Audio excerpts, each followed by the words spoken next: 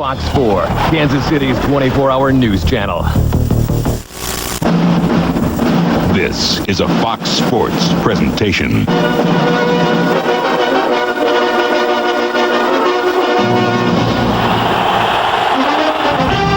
So, you had your stuffing of turkey, and now you're starving for some pigskin. Well, let's get going with some crucial Week 14 clashes right here on the one and only NFL on Fox. Out west, the Niners are riding high. A win today could give them a postseason bye. Work on three. 1, 2, 3. But winning at KC is never easy. This is our house. Especially since the Chiefs got their own playoff war. We are the Kansas City Chiefs. The Rams slammed the Capitol to skirmish with the Skins. In politics, last week's debacle in D.C. has sparked a new lobby group. Yeah, it's called the Band of Boneheads movement. Lately, Coach Dick has been clashing with his conscience. I'm probably the wrong guy for this job, I'll say that. I will be here. I intend to be here. Should I say or should I go? Today, his Saints hit Carolina as the Panthers try to roar back into the wild card chase. Now we got to seize the opportunity. This one promises to be an air show as the Flingin' Falcons face the Slingin' Seahawks. Chris's club has got their bark back. Well, in Seattle, old man Warren is still beating up on Father Time. The Bucks versus Giants in a game that has meaning? That's right. Hey, Tampa's solid on the ground, but look out. Big Blues D can whack ya with their wrecking crew. Now, live from the Fox Television Center in Hollywood, four guys who've had plenty of dessert, but who are still sweet to each other. It's the one and only Fox NFL Sunday. Well, with just 4 weeks remaining in the holiday season, the NFL remains crowded with teams shopping for a playoff berth. Today on Fox, the NFL's one sure thing. The San Francisco 49ers face their most difficult test, the Chiefs in Kansas City. Later on, this season's two biggest surprises, the Buccaneers and the Giants, square off at the Meadowlands. And hello again, everyone. I'm James Brown with my hand movement that they're mimicking as I welcome you to Fox NFL Sunday. Joining me, as we welcome you, Ronnie, Howie, and Terry. You know, you guys are all so big with everything going. Howie with the movies, you raising millions for charity. Horses with world championship titles. What about Ronnie? Ronnie's on the flakes. Honey, frosted Wheaties. Honey toasted. Honey toasted. Oh, yeah, Wheaties, yeah. honey, look at this. That's honey frosted. It should have been, not honey toasted, huh? I've been toasted a couple of times. By you. I was toasted by you. Oh, you're bad with that toasted. Right, yeah. That's sneaky, man. You're sneaky. You're bad with that toasted remark. You know that. All right, folks. When you get to Thanksgiving weekend, it's time to focus in on the playoff picture, and there's a lot at stake today. First off, San Francisco can clinch a first-round bye with the win against Kansas City. Now, speaking of the Chiefs, they can clinch a playoff spot with the win over the Niners, as well as losses by New England and Miami. And a Denver win against San Diego tonight puts the Broncos in the playoffs. But with 16 out of 30 teams within 3 games of each other, the playoff picture is far from complete. Now let's turn to the respective conferences. In the AFC division races, the Jets lead the East. Pittsburgh has the tiebreaker. That's right. Pittsburgh has a tiebreaker over Jacksonville. And of course, Denver leads the West. So that means Kansas City is at the top of the wild card race. Jacksonville has the next spot. Miami and New England, who are tied for the final spot, play each other the final week of the season in Miami. And Tennessee's Thanksgiving Day win over Dallas keeps the Oilers very much in the AFC wildcard race. Now, in the NFC, the surprising Giants atop the NFC East. Green Bay leads the Central, but travels to Minnesota Monday night, and you know how much difficulty they've had there. They've not won there under head coach Mike Holmgren. And as you know, San Francisco has won the West.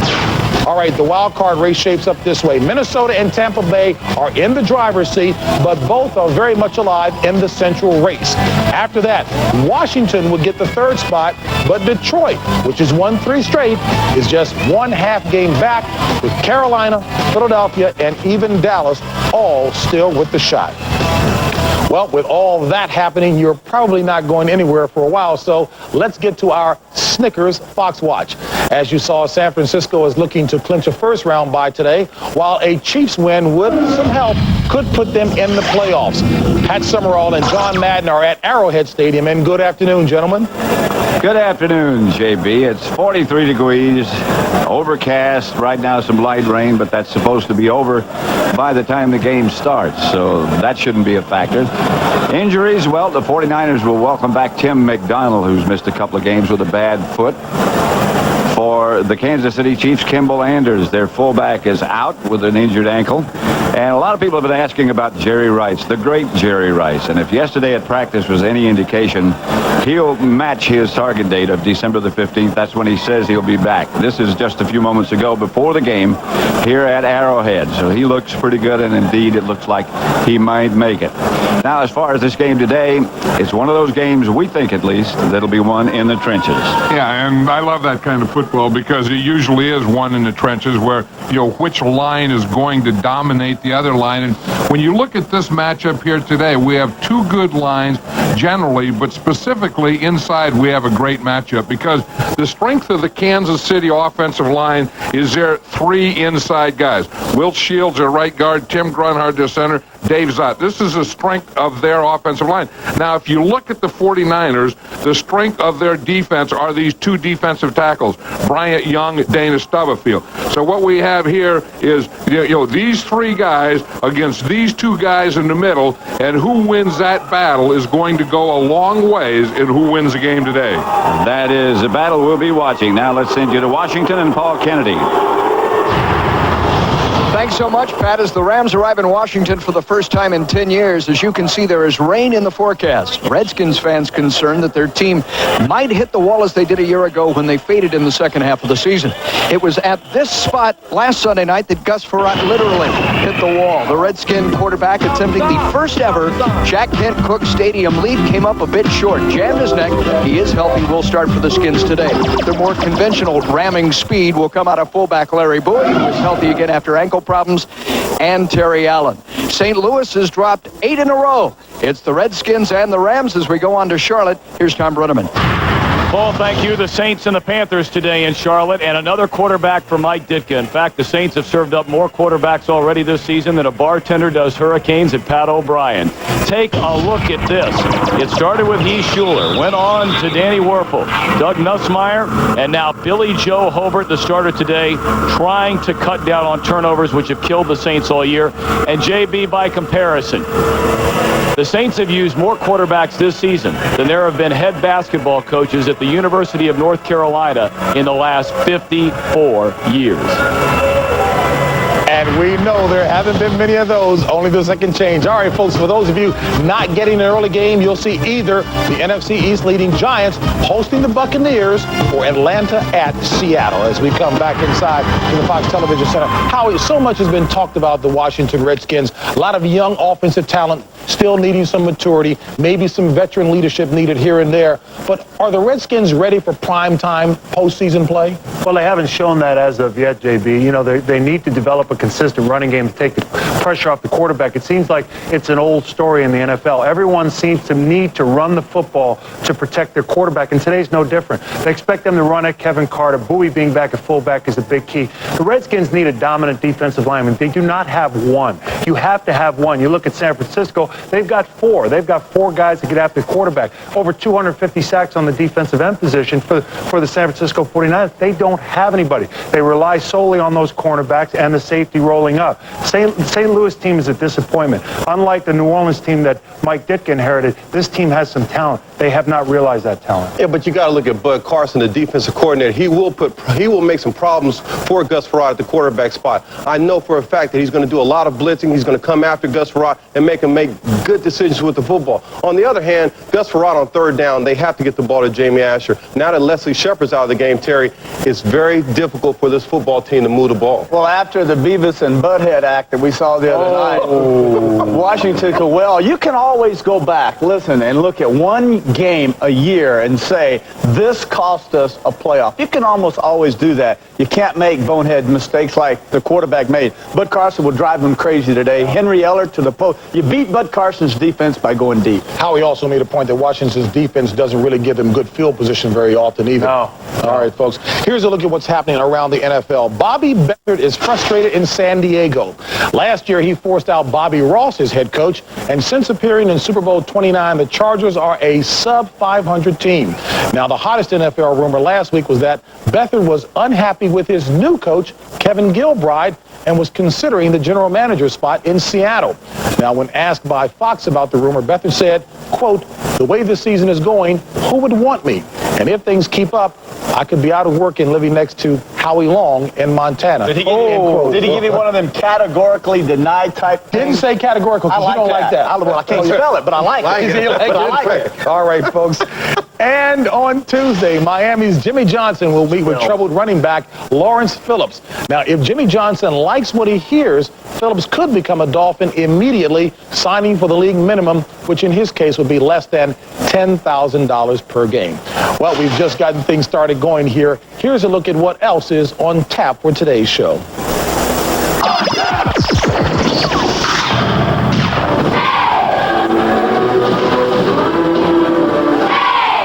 Today on the one and only Fox NFL Sunday.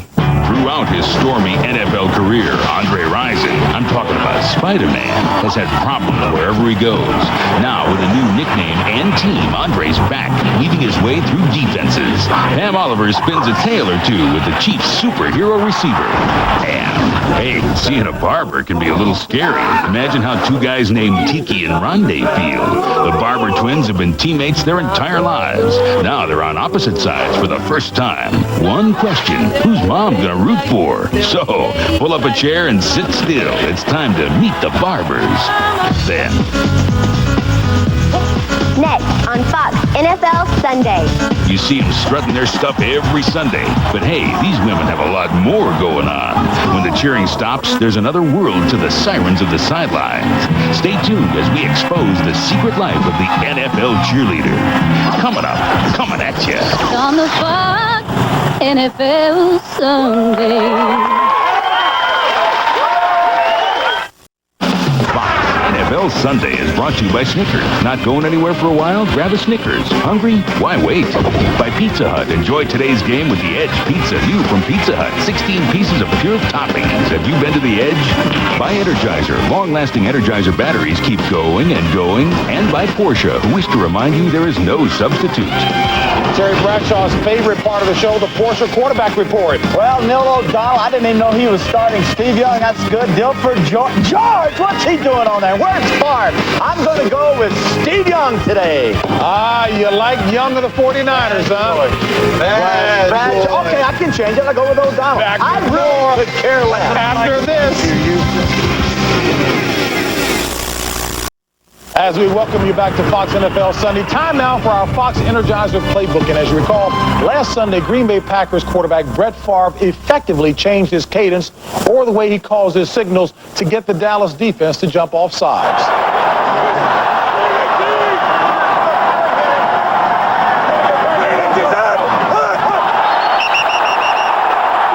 We've got the master magician here with a great set of pipes and a guy who loved to read whatever key he could find. Can't you imagine me and Howie? Let me explain. The cadence is something that is my weapon. It's a weapon the quarterback of the offense uses. It's something that, first of all, you use to your effect in a crucial situation. Favre knew that Dallas got antsy on 3rd and short. He used the long count, the change of the count, to get Dallas to jump offside. Voice inflection is the key, but first you have to establish a rhythm with your offense. So you come up, you establish a snap count rhythm. Set, ready, hut, set, ready, hut. And you do that 15, 20 plays, and then you get in the huddle, and you tell them, it's on 3. Set, ready, hut. Boom, here they come. Hut, hut. So you establish it. It's to my benefit. Number 2, I've got to have an offensive line that is patient. They can't be jumping off count, off sides, because Because we saw against Green Bay and the Vikings, they could not hold the count themselves. What do you get when you get a guy jumping off the corner? You get a free play. You get a free play. Take it down the field. Absolutely. And the other thing is that you can use the count, the change of the count, to help a quarterback identify coverage. By changing the count, set, ready, hut. Blitz. Here he comes. I know right now if it's a pass, I can see from their tendencies what's going to happen. The other thing is, I would key zoom motion. If a wide receiver comes in motion in the backfield, starts chopping his feet right at the offensive tackle, it's on the next one. I'd key the quarterback. Quarterback come up on the line. Blue 42, blue 42. As soon as his head would square up, I'd know it's on the next count. You go 1-3, 1-3, 1-3, 5, I'm gone. I had Kansas City go 7 on me 3-4 times. One thing a quarterback cannot do, he cannot do this. Set, ready, hut. You do that, it's against you, it's 5 yards. They do it all day. I know. Give me a hut as I'm doing this. Set, ready, hut, hut. How about hut? There are a number of other games this week that have an impact on a playoff scenario. Time now. Check it out. Hut.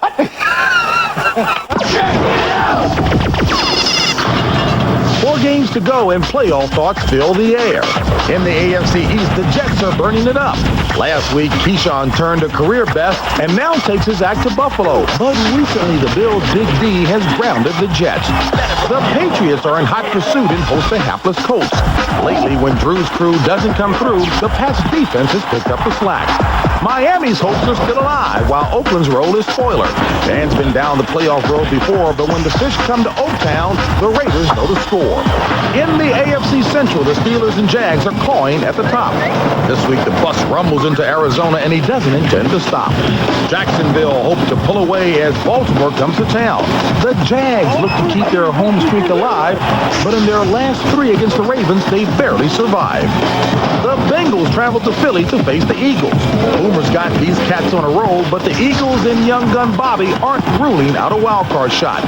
In the AFC West, things are much closer than they seem. Denver travels to San Diego and with the win becomes a playoff team. On Monday, black and blue division rivals clash in a game that looms large in the NFC race. The Packers have the momentum after their Cowboys stampede, but the Vikes have the Pack right where they want them and could tie for the lead. Green Bay at Minnesota. Green Bay has not won at Minnesota since Mike Holmgren has been there in '92. That's 5 trips there. Any reason to think it'll be different come Monday night? Yeah, I think that it will be, especially after last week beating Dallas. I think that Mike Holmgren right now has got the team playing and going in the right direction. But the key for this game is the seams. They're going to attack the seams. They're going to attack Orlando Thomas as well as Eugene Robinson, who I think is a decent safety. He's going to have some competition now that Mark Collins is signed by the Green Bay Packers. You know what? You look at certain teams go to certain homes and just don't play well. I would travel with the Steelers down to Houston. I just stunk the joint up. It was just one house I didn't play well in. Green Bay just does not play well in Minnesota. One thing, Brad Johnson injured right ankle. He's fine, practiced all week. And Denny Green took his team outside for 3 days of practice to kind of revive their legs a bit. It's going to be hard. Faster team, Howie, on that turf is the Minnesota Vikings. Yeah, Minnesota Vikings flat out feel that they are a better team on turf. They're built for turf. Green Bay's built for Lambeau Field. There's a story of 2 halves when we were up there before. Brett Favre got a lot of protection early on, tore that secondary part. He'll go after Fuller today. In the second half, Brad Johnson came out firing. Jake Reed has struggled a little bit versus smaller cornerbacks. They want him to get more physical, chuck those guys out of the way like Michael Irvin or Herman Moore. This game comes down to snap counts. Will the offensive line for the Green Bay Packers be able to handle that silent count versus that Minnesota front? Terry, what does Denny Green have on Mike Holmgren? You know he's got something on him. I don't know. Good point. I don't know. Well, that's good stuff. Mike Holmgren is only 8-23 on turf. How are you talking about Green Bay being built for the outside? All right, folks, a lot more coming in today's show, including a look at a pair of twins who are facing each other for the very first time. Rooting for Tiki and Rondé Barber was simple when they played on the same team, but that's not the case anymore. And Andre Rison has had his share of ups and downs, but he's never doubted his ability to play the game. I'm taking it as it comes. You know, I think the biggest thing that makes me happy is when I'm on my way to the game, I know I'm going to get an opportunity to catch the ball. Leading the league has become commonplace for the Niners. Steve Young. Once again, Young is the only quarterback with a passer rating above 100 and is on pace to lead the league for the 6th time.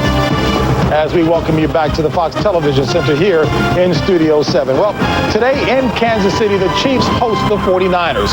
Now, San Francisco enters with an 11-game win streak and the NFL's best record, while a Chiefs win puts them a step closer to the playoffs. Winning is synonymous with these two teams. They currently have the NFL's most consecutive winning seasons. San Francisco at 15, Kansas City is second with 9. And the Chiefs' 9-3 record is surprising to most people, but what made me more surprising is the way wide receiver Andre Rison has quietly gone about his business. Pam Oliver joins us live from Kansas City. And Pam, Andre has had a very turbulent past, but do you think he's finally found a home? Well, JB, he says he's found new life here in Kansas City.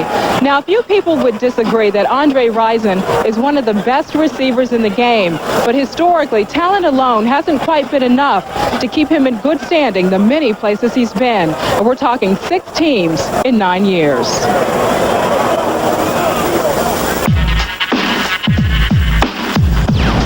I mean, everywhere I go, people say, here comes this thug or this bad guy. It's just me against the world. And when I came to Kansas City, that was the biggest thing that I was concerned about, was how the players were going to react on the field, off the field. And they've been great. It's like I died and came back. And I think it's kind of puzzling people because I'm here in Kansas City, I'm quiet, and I'm just doing my job. And he's done everything necessary to win over even the hardest critics around this particular area, and there are some. It's kind of hard to defeat, so you really have to stay tight within yourself. You can't trust anybody. I told him, I said, we don't care about the past. The only thing we care about is what takes place from this day forward if, in fact, you choose to be a Kansas City Chief. I'm very thankful that the people of Kansas City, the staff here, gave him an opportunity to play, and I think he's done everything to show his appreciation. I'm just having fun right now. I'm really calm. I'm really calm at this point in my career. Rison may now have peace, but for the last 2 years, he's shown an uncanny ability to be shown the door. The common perception, he's trouble. Jacksonville, it was like I was a rider, on a Harley Davidson, just riding through life, and I just bumped into those people. But Cleveland, they did me wrong. And Green Bay, a cost-cutting move left Rison out in the cold and feeling misled about his future with the defending Super Bowl champs. It ended up being a lying situation, whereas they already knew. My salary couldn't fit up under their salary cap, and I was going to be the third receiver, which I'm too good to be a third receiver, and that's what he felt, and I feel the same way, so. Where's your Super Bowl ring? I don't wear it. Have you ever seen the ring? I've seen the ring. Where is it now? I don't know, probably in the river somewhere. Actually, I'm you for know real. Your Super Bowl ring is. I do not know. Really? I don't know. I would tell the nation I don't know where my Super Bowl ring is at. Rison's play as a Chief is reminiscent of the early days. His stats the first 6 years of his 9-year career make his the second best start by a receiver in history. Rison's hoping his final years in football are in a Chiefs uniform. I've been told, by some respected people in this organization that I will retire as Spider-Man. Yes. That's right. The player formerly known as Bad Moon Rison prefers Spider-Man. This new identity is just something I came up with in the offseason. I just like the way he moves and his body movements, and he's quiet and he gets the job done. And that, in a nutshell, will describe how Andre Rison is going about his business here in Kansas City.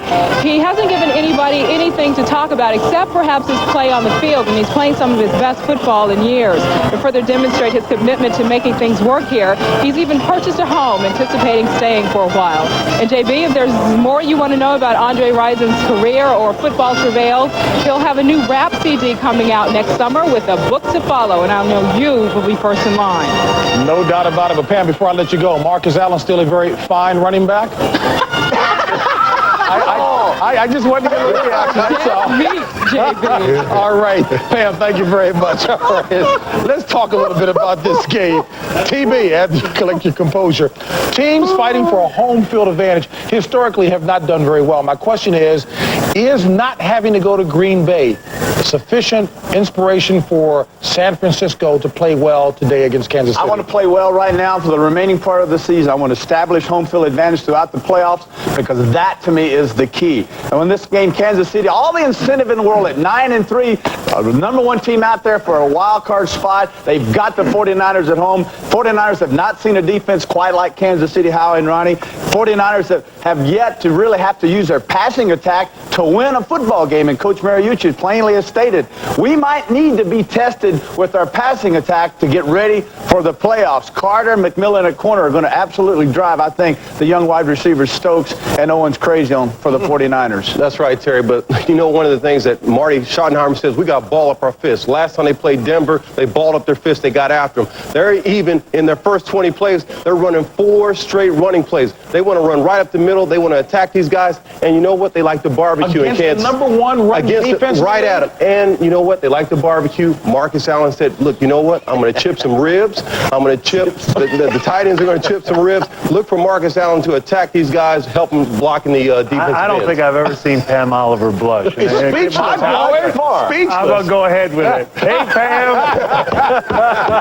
I'll tell you what, Kansas City feels their interior three, and get this, folks, matches up with the best pair of defensive tackles in professional football. They're also going to help out with that offensive tackle. As Ronnie pointed out, those offensive tackles, those defensive ends with chip block. Defensively, expect Kansas City, yes, to go with the vaunted 8-man front and play man up on the corners, and you made a good point.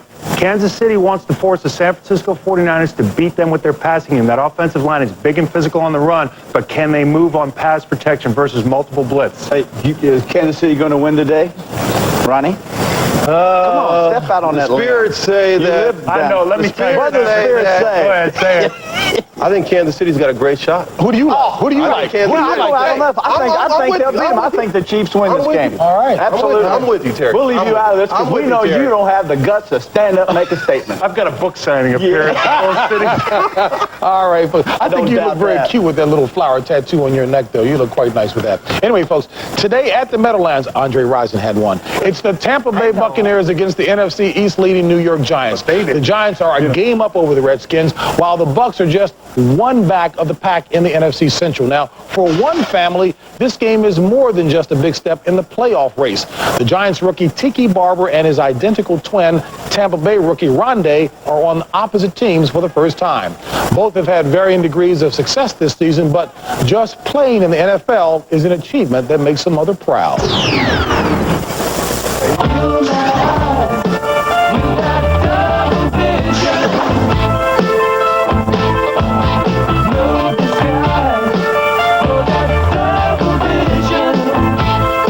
You have part of yourself that's, somewhere else experiencing something else. And, it's kind of fun. You learn, sort of like living two lives right now. Growing up, we always had, I had someone to play with. You always had someone to do something with. And I know it made adjusting to everything a little bit easier. They're friends within 20 minutes of spending time with them.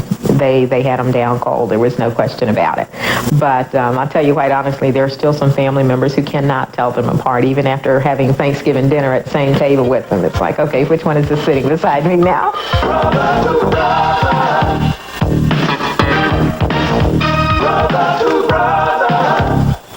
I think one time in college we tried to switch meetings, but they knew. I think it was our first year, or maybe our second year, but I was like, I'm just going to go in your meeting and see if Coach Marcos notices. And I walked in there and sat down, and he was like, Tiki, get the hell out of here. That was it. I mean, we were never bad. Everybody always told us that we could be bad and do it, switch girls and everything. We never did it. I used to watch them in high school when they were here in the evenings talking to girls on the phone, and they would switch the phone back, the receiver back and forth between the two of them. And poor child on the other end of the line never knew that she had been speaking with both of them as opposed to one of them.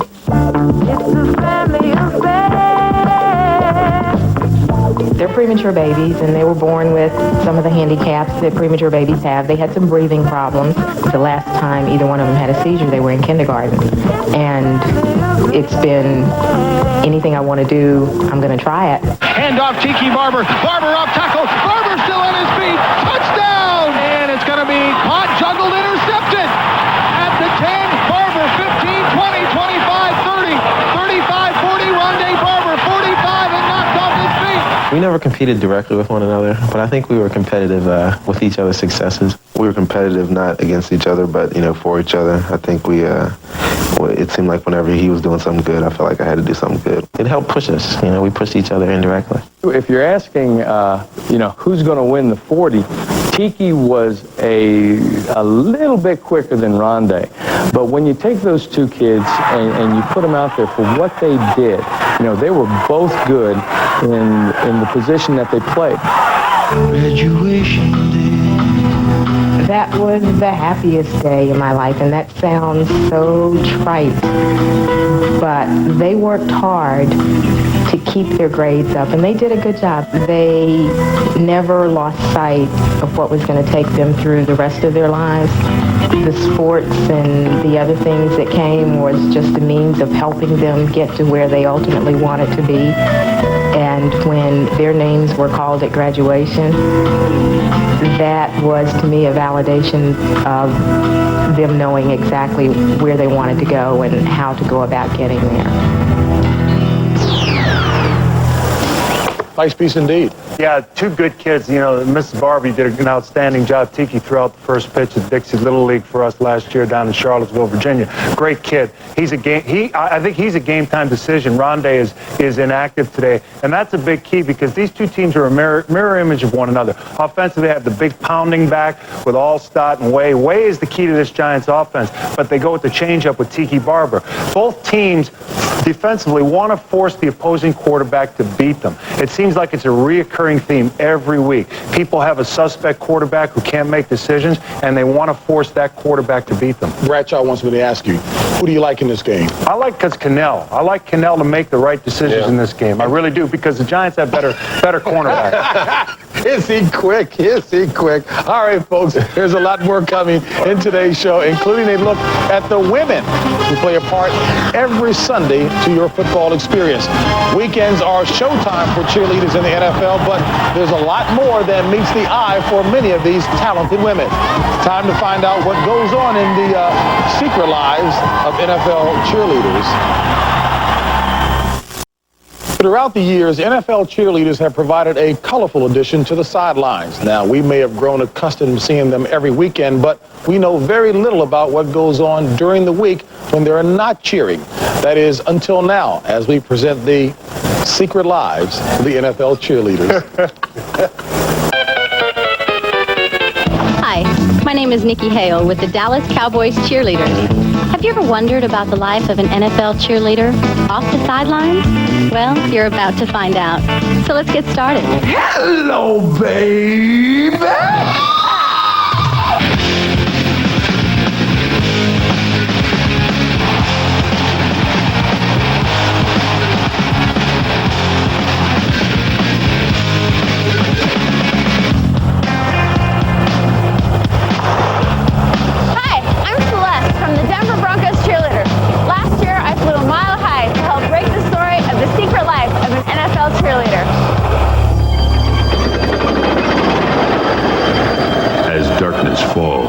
These chains will release the truth about the secret life of an NFL cheerleader.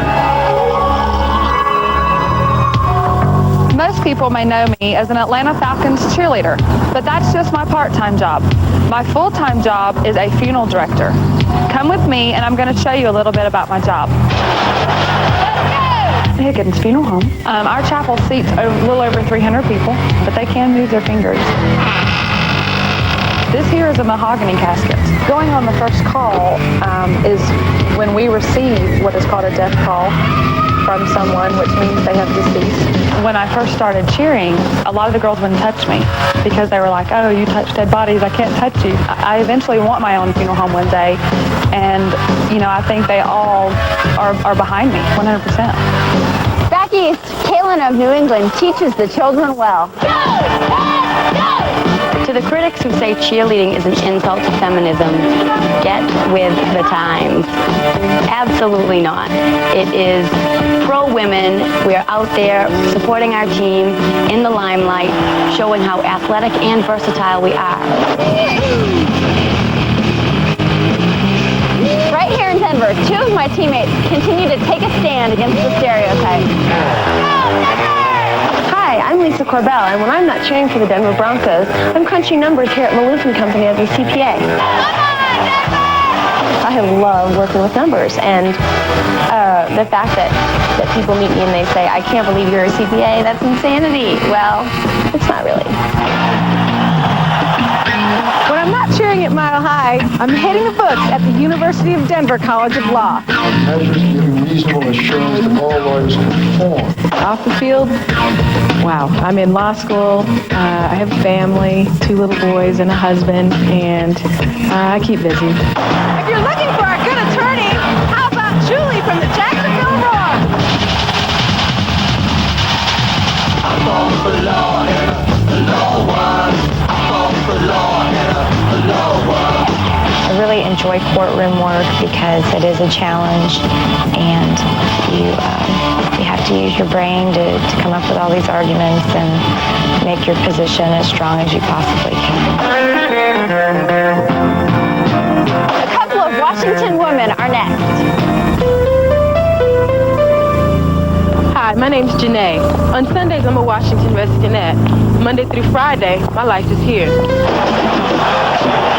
I am the congressman's scheduler. My job is to make sure his schedule is together, make sure it's straight, make sure he's where he's supposed to be. One of my teammates is Holly Edwards. Her job is so top secret, I can't even tell you what she does. Thanks, Janae. I too am a Redskinette, but Monday through Friday I work for Tracor, which is the defense contractor. It's really top secret, so if you were to come in, we'd have to shoot you.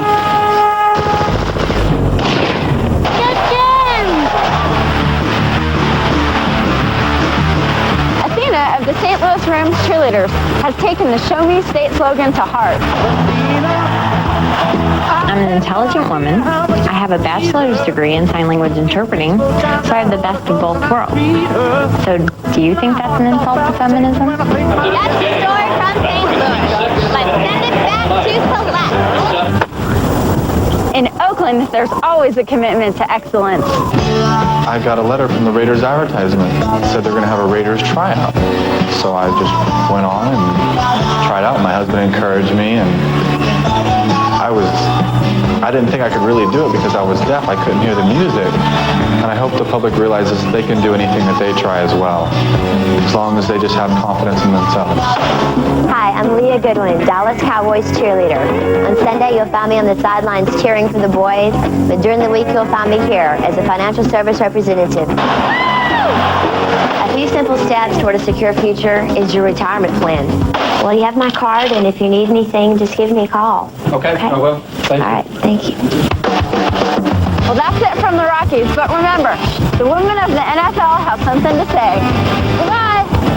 Oh, say, can you see? Obviously, the largest myth about cheerleaders is that it's they're bimbos. Being a cheerleader and being as well-rounded as we are should just break that stereotype. And the home of the brave. And you know, I have heard you guys give many a speech, and I've never heard you guys talk about the kind of role that cheerleaders have played in your various on-field success as Howie leaves, because he knew I was coming right to him first. Why would Howie leave? I don't know. Well, Leah, I got this card. Leah wanted me to pass that card on to you. So there's the card. Already. Liam, Kansas City male cheerleader. It's almost game time, so stay right where you are. Right now, it's time for the Pizza Hut deliveries, where we show who's been bringing the winning play for their team. The Packers' Brett Favre and New York's John Hall are leading the pack with 6 game-winning plays. 3 others are in second with 5. And we'll come back and talk a little more football. I hope so. When we come. Hey, folks, Dallas Cowboys, real quickly. Should we stick a fork in them? Are they dead? Well, you got to look at the injury situation. They lost Emmitt Smith. Now they lost Deion Sanders. They're going to have some problems down the stretch. But I don't know if they're done. But you have to say that they have a chance of winning these next 3 games. At best, I think they'll play the role of spoiler. And, you know, I have to ask Terry, is Barry going to be coach of the year now? He's not going to be my coach of the year, but he's still a great guy. I don't care what happens. All right, folks, we're going to send some of you out to your games. The rest we'll bring you back here in a moment. Time now for the Erickson Countdown to Kickoff. Up next, it's a battle of powerhouses as the 49ers take their 11-game win streak into Kansas City to take on the Chiefs. Pat Summerall and John Madden are set to bring you all the action, so let's take you on out to Arrowhead Stadium in Kansas City. Throughout the years, the San Francisco 49ers have been blessed with quality and depth at quarterback. The Kansas City Chiefs, on the other hand, a team searching for that final piece, have looked to these ex-49ers to lead them to the next level. This season, Elvis Gerbach was beginning to look like that leader until his injury threatened Kansas City's playoff drive. But the Chiefs have not lost a beat and look to prove their mettle against the 49ers.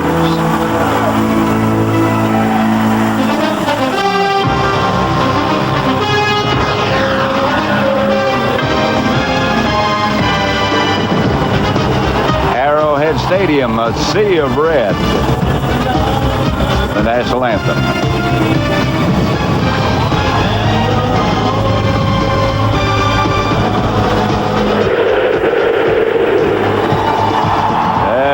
No sight quite like it. Both teams, the 49ers and the Chiefs, clad in red. The crowd clad in red. Steve Mariucci, the 49ers head coach, also. And here in Kansas City, we're seeing 2 of the elite teams in the NFL. Let's talk about the 49ers first, John. They have the best record in the league, despite the fact that in game number 1 they lost Jerry Rice and Steve Young. How have they been able to do it? I think that Steve Mariucci has done an excellent job. The first thing that they did is they played great defense, and they have 9 out of their starting 11 defensive players have been in Pro Bowl, so they have good people there. They play good special teams, and on offense they've kind of gone to a more conservative approach. You know, they're running the ball more, they're spreading the ball around, and I think a lot of their success has been that, and also been trying to keep Steve Young healthy. And you know, the Chiefs have sort of patterned themselves after the 49ers. They are one of the elite teams in the NFL as well, and how have they been able to do it? The same way, with a great organization, with a good coaching staff, and you look at the Chiefs and you don't see a lot of stars or a lot of superstars, and you say, how do they do it? They play well as a team. They play good, solid offense. On defense, they have a great deal of team speed, and then they have excellent special teams. So 2 of the best, the very best. And coming up, it's the San Francisco 49ers and the Kansas City Chiefs from Arrowhead Stadium. And John and I will be back for the opening kickoff when Fox NFL Sunday continues after these messages from your local station.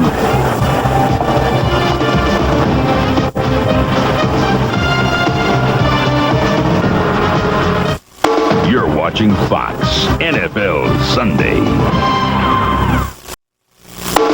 And now, the Erickson Countdown continues. Arrowhead Stadium in Kansas City, and it's a packed house. As you look at the playoff picture, the 49ers can clinch a first-round bye with a win or a giant loss, and Kansas City can clinch a playoff berth with a couple of other conditions being met. Come on, Vanover back deep for Tommy Thompson's kickoff. Thompson, who kicks with his right foot barefoot. It's kind of cool in Kansas City, but apparently it doesn't hurt him. Vanover, who is big and fast, has had some problems fumbling lately on kickoff returns, but he is dangerous. Vanover in the corner of the field at about the 7. Out to almost the 30, maybe the 28. Let's look at the Kansas City offense. Led by 10-year veteran Rich Gannon, who is 2-1 this season as a starter. A good offensive line in front of him. Criswell and Parker the tackles. Zott and Shields the guards, and Tim Grunhard the anchor at center. Greg Hill and Donnell Bennett will open at fullback in place of Kimball Anders. Risen, Dawson, and Popson are the receivers. First down, Kansas City. From their own 28. On first down, Greg Hill. Here is that number 1 San Francisco defense. The front 4, Dolman, Stubblefield, Bryant Young, and Kevin Green. The 3 linebackers, Norton, Plummer, and Woodall. Plummer in the middle. And the secondary, Darnell Walker, Merton Hanks, Tim McDonald is back, and Rod Woodson.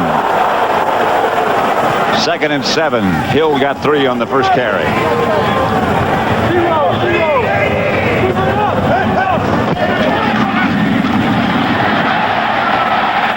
Hill again. You know, it's interesting. One of the things the Kansas City Chiefs are going to do is run right at the middle. We talked about the strength of the 49er defense is right here. Here's Bryant Young. Here's Dana Stubblefield. That's the strength. Kansas City says that they're going to run right at their strength. They're going to go right up the middle, run right at those 2 tackles. That time, the Kansas City Chief offensive line blocked those 2 tackles. 3rd and 1. 3 wide receivers. Donnell Bennett gets the carry and gets the first down to the 40. You know, it's interesting. Sometimes, you know, your team say we're going to do this or we're going to do that, and you think, oh, yeah. I mean, we talked about the 49er defense being so good, and to me, their strength really starts with Dana Stubblefield and Bryant Young. These 2 guys right here in the middle, it starts in there with that middle, and they are going to go, and they're going to run right at it. I mean, here's Bryant Young. They get him stood up, and they get right by him, and they get the first down. I think Bryant Young is one of the best defensive tackles in all of football. This is Hill on first down, across midfield, and another first down.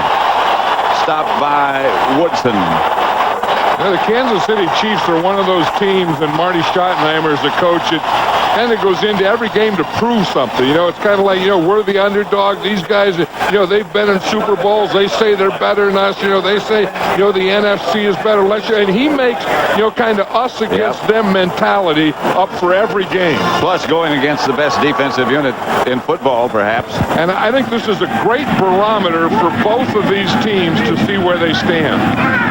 Gannon will throw. He's chased by Green. Pass complete to Bennett, who only gets about a yard. Kansas City is doing it against a dominating San Francisco defense. Yeah, and you say, how did the San Francisco 49ers get where they are today? And I think it starts right there. That's the number 1 thing. It starts with their defense, and you look down and how many categories within that defense that they're ranked number 1. That's pretty impressive right there. Well, you got that many number 1s by your name. That's pretty good. And they've been playing impressively. 2nd and long.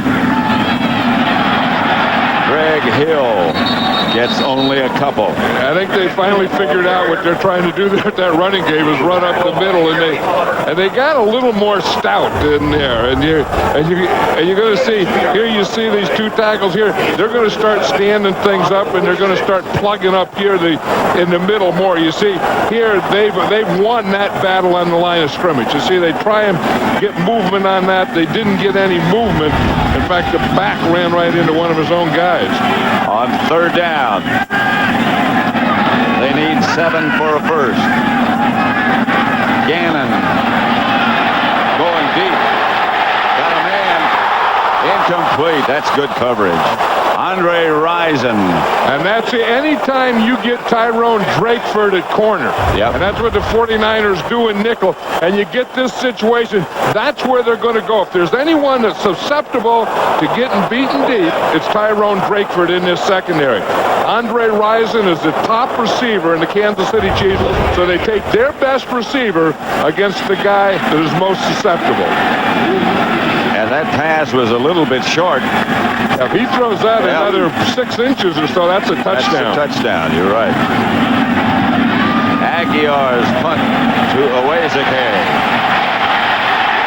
And the coverage is excellent. The Chiefs take him down, led by Tony Richardson at about the 12-yard line. And San Francisco will go to work from there. Fox NFL Sunday is brought to you by Southwest Airlines, proud sponsor of the NFL and official airline of the Super Bowl. By Chrysler, engineered to be great cars. By Texaco, a world of energy. And by Energizer, long-lasting Energizer batteries keep going and going.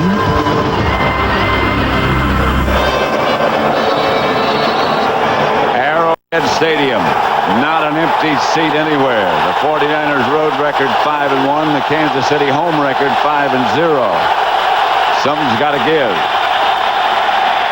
Garrison Hurst around the corner.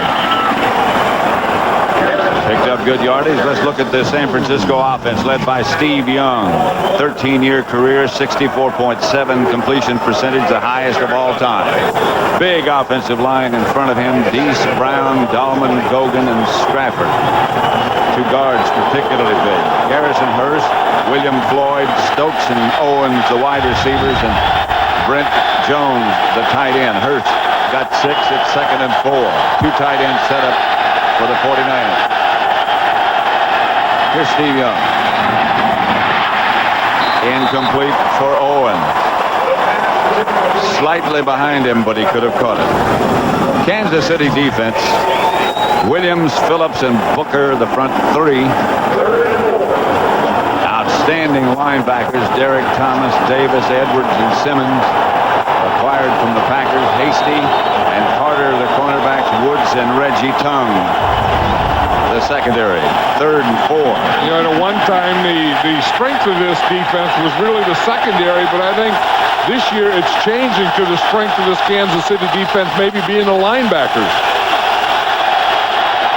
Young catches him off balance with a quick count.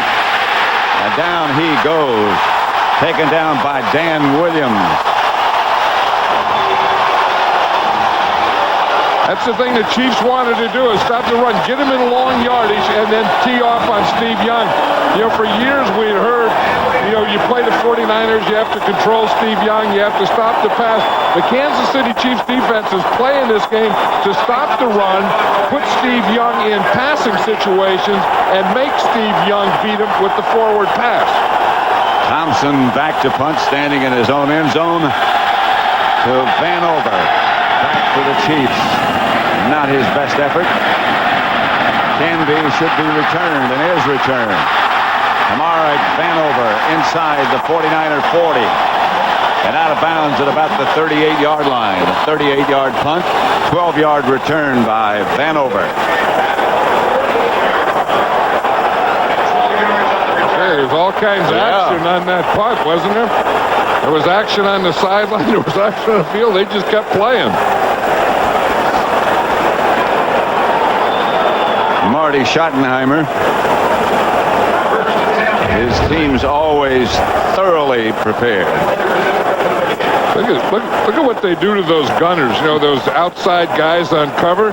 They just maul them. I mean, they double team when one starts and works on them, and the other goes on them, and they just do about anything within the rule. I don't even know that everything was within the rule. Yeah. It took 2 to separate them, plus another guy was coming in. Yeah. I think it took 3 to separate them. 1st and 10, Kansas City at the 49er 38. Hill. Backwards and recovered. Surge. Yeah, they got in there. Bryant Young got the penetration, but Hill was able to gain a little more yardage after that. If you watch Bryant Young, he's going to be right here. Now, you want to keep these guys on this sideline of scrimmage. When you get back in on this side, you're going to win that battle. Now, watch number 97 there. You see, right there, he slithers through. Right there, he gets the penetration there, and that was the one that got Greg Hill. And Dolman finally took him down. Gain of 1.5. Here's Gannon back to throw. Over the ahead of Norton and Donnell Bennett. You know, that is the way to pick up a defensive line stunt, Pat. On that one, they had a defensive line stunt with Bryant Young and Chris Dolman. And you're going to watch Bryant Young goes down. Chris Dolman comes across here and falls over Bryant Young. Then if that happens there, you don't have to block. You see him go down, and watch Dolman goes right over the top of him. So they get a double dip right in the middle, which should have given Gannon a little more time to throw that one. 3rd and 7, maybe 8. Gannon back to throw again. 49ers blitz. He read it and got it outside to Andre Rison. And he's the perfect guy to get it to, Spider-Man. After he catches what he does as Spider-Man, first he twirls that ball and then does the Spider-Man. But if you're going to get the ball, who's his favorite receiver? Right now, it's Andre Rison. They have good protection there. They pick up the blitz, and he gets the one-on-one coverage out there against Darnell Walker. There's Darnell Walker playing man-to-man on Andre Rison. That's a form of that fade stop. You know, you just start running up and stop anywhere you want to. First down at about the 17. Gannon doesn't see Kevin Green coming, but he got away from him. He gets it to Greg Hill. And Hill gets positive yardage. That's good play by Gannon. You know, we talk about Steve Young being such a good runner. Rich Gannon is the same type of thing. When he came out of college at Delaware, he was timing like a 4.5 40. In fact, the New England Patriots drafted him, and they were going to play him in another position that they said, we don't know if we're going to play a running back, wide receiver, defensive back. That was enough for Gannon. He said, I'm not going to play here. I'm not going there. And he forced a trade to Minnesota. 2nd and 5.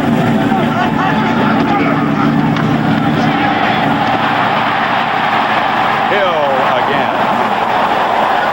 Yeah, I'm really impressed with this offensive line of the Kansas City Chiefs. You know, we talked about Zott and Grunhard and Shields inside, but even Glenn Parker and Jeff Criswell, you just watch it how they're controlling this area right here. This is where they're going to run.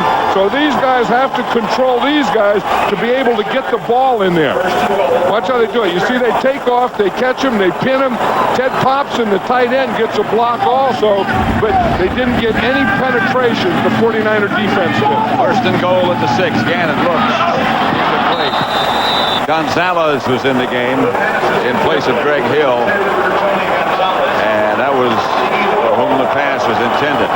There's a local guy, Tony Gonzalez, went to the University of California, came out after his junior year. Remember, he played on the basketball team at Cal that went to the NCAA. And played well. I remember watching him in basketball, hadn't seen him play football, and I said, geez, just watching this guy play basketball, I would draft him as a #1 tight end.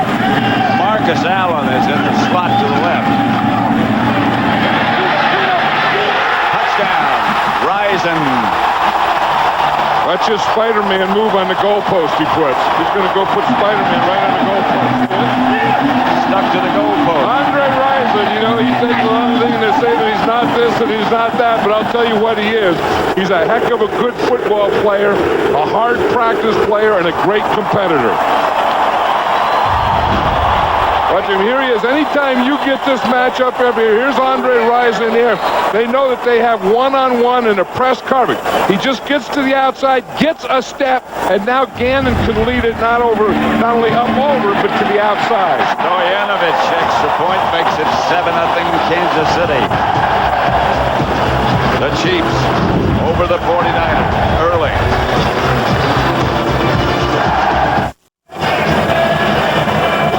Back at Arrowhead Stadium, Kansas City 7, 49ers nothing. Stoyanovich about set to kick off as Andre Rison just scored for the Chiefs. That's not a bad place to go when you get Andre Rison out there in that situation with man-to-man coverage, and the man-to-man coverage is tight coverage, and it's an ex-teammate. It was Darnell Walker. You know, they played together in Atlanta, so Andre Rison knows what he can do, could do, and should do, and did it. Stoyanovich, number 10, Chuck Levy back deep for the 49ers. 7-0 Kansas City.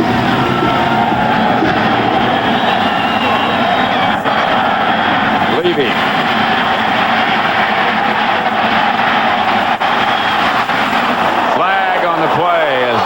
Takes it out to the 40, lost the football. Chiefs are saying they have it. The 49ers are saying he was down. And the official, more importantly, is saying that he's down. The official was pointing to the ground. Gary Lane. Remember, there is a penalty, and I'm sure the penalty is going to be against the return team. A good return by Levy. Usually you don't see on kickoff coverage, when you see a penalty flag, you don't see a lot of it against the coverage team. It usually is, either holding like we see here, or clipping, or hitting from the back, or those types of things. Hitting in the back above the waist, hitting in the back below the waist, those kinds of things. On the return team, 10-yard penalty, first down. 7-0 Kansas City over San Francisco.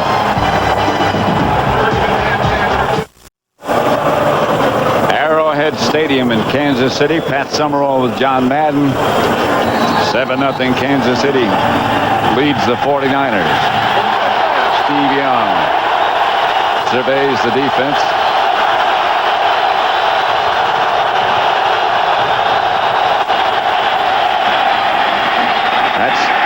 William Floyd.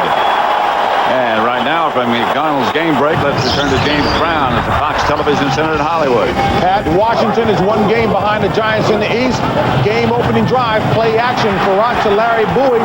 Bowie back first game after 2 out with an injury. Washington on top by a touchdown. Back to Kansas City, Pat Summerall and John Madden.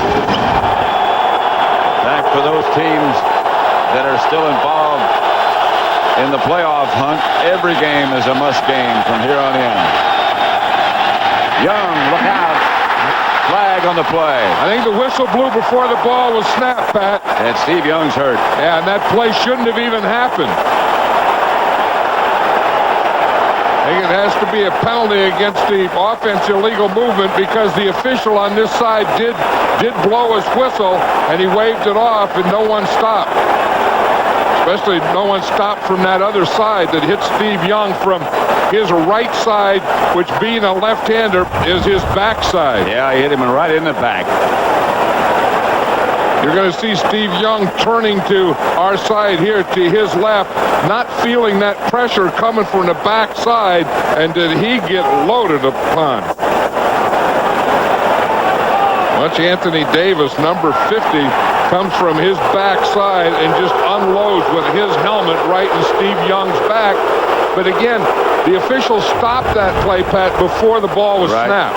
And Derek Deese snap, false start. Also was shaken up Number 40 on the play. Personal foul, roughing the passer after the whistle. Number 50 in the defense, 15 yards, first down.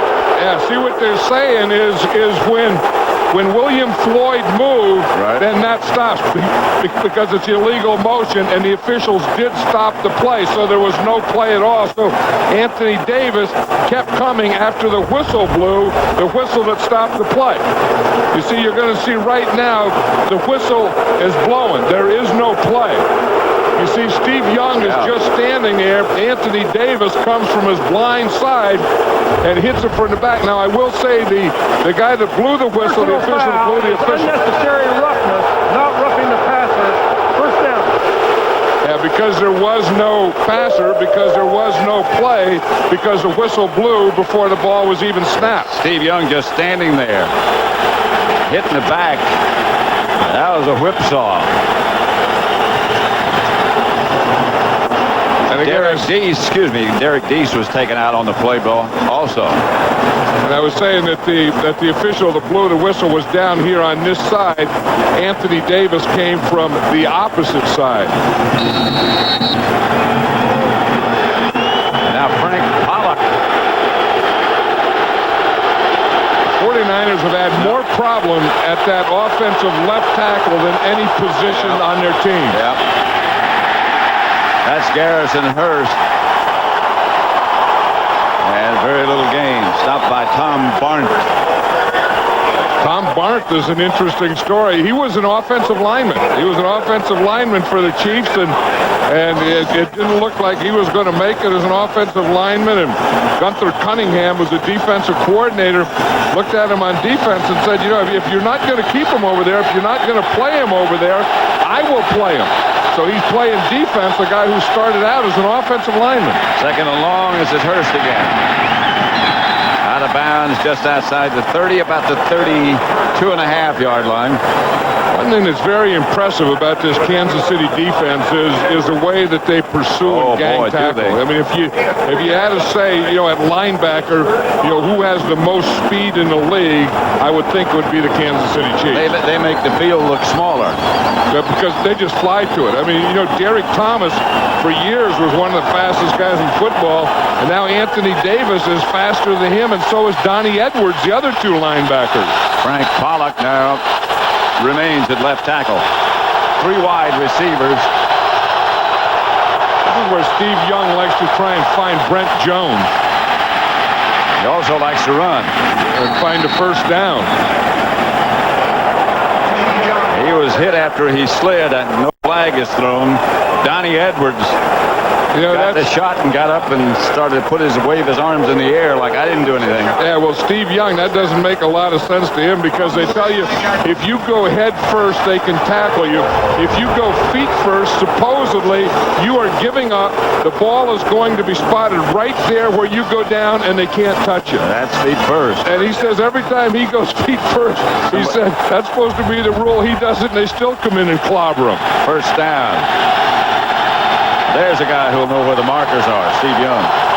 This is Garrison Hurst, and he's got a blocker and some room. Hurst into Chiefs territory. The Chiefs come out of there with the football somehow.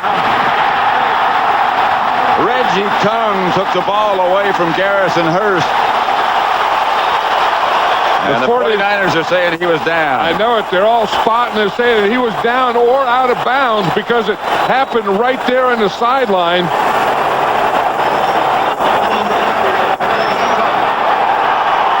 William Floyd better watch out. Yep. You don't want to get too animated around those officials. And Carter better back away a little bit too. Yeah, but especially when you start making movements like that, you're close to an official. You can't touch an official. You don't want to be making a lot of movements around him. They're having a crew conference now. You see the 2 officials and the referee that were involved in the play are talking to the referee. The other officials are trying to keep him away.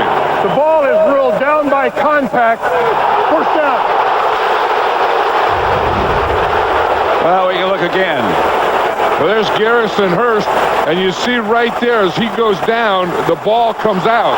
Now, I don't know what down by contact has to do. The ball is already out. That's a poor decision there. Another reason why I think we need instant replay. I mean, the ball is out. The ball is still in bounds when Reggie Tongue picks it up. That should be the Chiefs' ball. It's a fumble, and it's a recovery by the Chiefs. But that's not the message that takes place on the field. It's the 49er ball. Yeah, and that's why we do need instant replay. I mean, we have instant replay. We just have to use it. Everyone sees it. They see it here in the stadium. They see it in the luxury boxes. They see it in the coaching boxes. You see it at home. And the only guys that can't look at it are the officials. First down, San Francisco at the Chiefs 45. Young to J.J. Stokes inside the 25. And again, the ball came loose, but he was down. It's an interesting play. It's off that bootleg where you get the backs going one way and you try and get flow, and then you throw back against it. You see what you do is you get the backs coming this way to get a flow and hold this linebacker. Then you go back and you throw the ball out to this side. So you know what? The flow of the backs go to the right. Then he just stands up and knows that he can hold that linebacker to get that ball in that slant. Derek Deese is back. This is William Floyd. Just shy of the 20, about the 21. Brent Jones was the tight end. Clark had been there. You know, the 49ers got a couple of breaks on this drive, and one wasn't a break. You know, the penalty when Anthony Davis hit Steve Young, that was 110 yards, and then after Garrison Hurst fumbled, it should have been the Chiefs' ball, and the 49ers, you know, got to keep it. So they do have a couple of things going for them. In the play against Steve Young, you didn't think that should have been a penalty? No. It should have been a penalty, but they got 10 yards of penalty. Right. Oh, no, I thought that should have been. I mean, there's just because an offensive guy moves doesn't give you a free shot. Doesn't give you a free shot at the quarterback. False start against the 49ers. 5-yard penalty. Still second down. Last time it was William Floyd. This time it was his right guard, Kevin Gogan. And this place, Arrowhead Stadium, is one of the toughest stadiums to hear in for offensive linemen. I guess it could be offensive ends or backs for anyone, but I guess you just always jump on the side of linemen. You know, you don't make an excuse for William Floyd, bar none. But when big old Gogan does, you make an excuse for him and say, "Oh, it's loud. Oh, big old Gogan can't hear." The handoff is to Hurst. And Garrison Hurst inside the 20. Big old Gogan got his 5 back on that one, Pat. Did he ever? Because they said, you know, that big old Gogan moves, so now they said, well, let's give you a chance. So they run right behind Kevin Gogan. Watch him. He's the right guard. He is going to come down here, and that's going to create the hole that Garrison Hurst is going to run in. Watch Gogan come down there, get that movement there, create that hole, and get those 5 yards back that he just gave up. Gogan and William Floyd both got the good blocks. Young outside to Brent Jones, who is hit hard. Even the most experienced do it, don't they? Brent Jones runs a none-yard pattern, and you know, that's one of the things on third down. Brent Jones should know that. Steve Young should know it. Brent Jones has been in the league 11 years. You can't run a pattern short of the first down, because if you get it, you still have to kick anyway, so why even throw it? It brings on the field goal unit. And it's a point well taken. Why put it in the air and take a chance of an interception if you're not going to get a first down?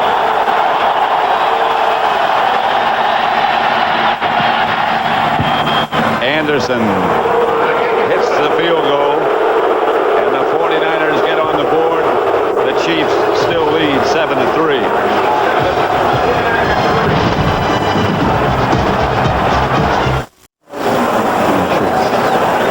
Back at Arrowhead Stadium, what a sight this is. Sold out, everybody dressed in red, or just about everybody in something red, including the cars in the parking lot, the tents. Yeah, great tailgating here. Everything about football on Sunday at Arrowhead Stadium in Kansas City is pretty doggone good. Amaric Vanover at the 7. To the 30. Brent Jones over on the sideline just caught that none-yard pass and hurt his finger in the process. And I'm sure that, you know, Brent Jones is thinking about that, and knowing when it's third down, he has to run his pattern to a depth that he's going to get a first down.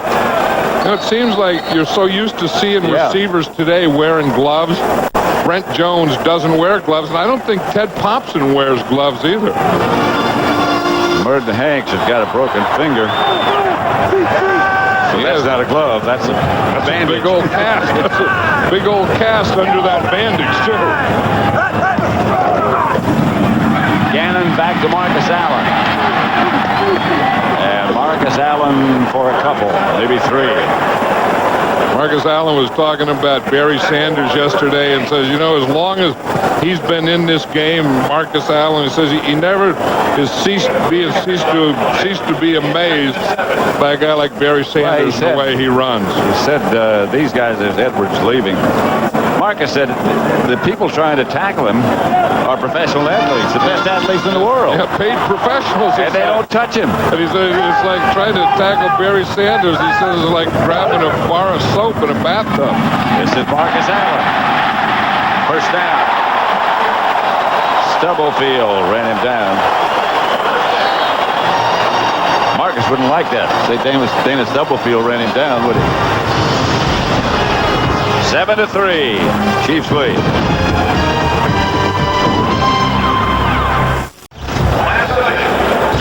Woodson apparently just got a stinger of some kind. Yeah, it looks like if you watch here, watch his left shoulder right there as Marcus Allen makes a cut on him. Looks like he just knocks that 28 on that shoulder a little askew. And then, could have one of those stinger things, but I'll bet he'll be back in there in the next couple plays. Word on Johnny Edwards is that he sprained his thumb and he's having it wrapped or rewrapped. Or x-rayed. That's Marcus Allen, and there's nothing for Marcus. Marcus Allen is an amazing guy. Yeah, when you think of a guy playing the game as long as Marcus Allen has at this position, and for 16 years and playing it so well. And I know Marty Schottenheimer says yesterday that he thinks that he's still the best short yardage and goal line runner in all of football. And to me, those have always been the most important yards. I mean, you like first downs nice, second downs okay, but third down, short yardage, goal line, those are the most important downs you ever have. And for Marcus Allen, no mention of retirement. Gannon.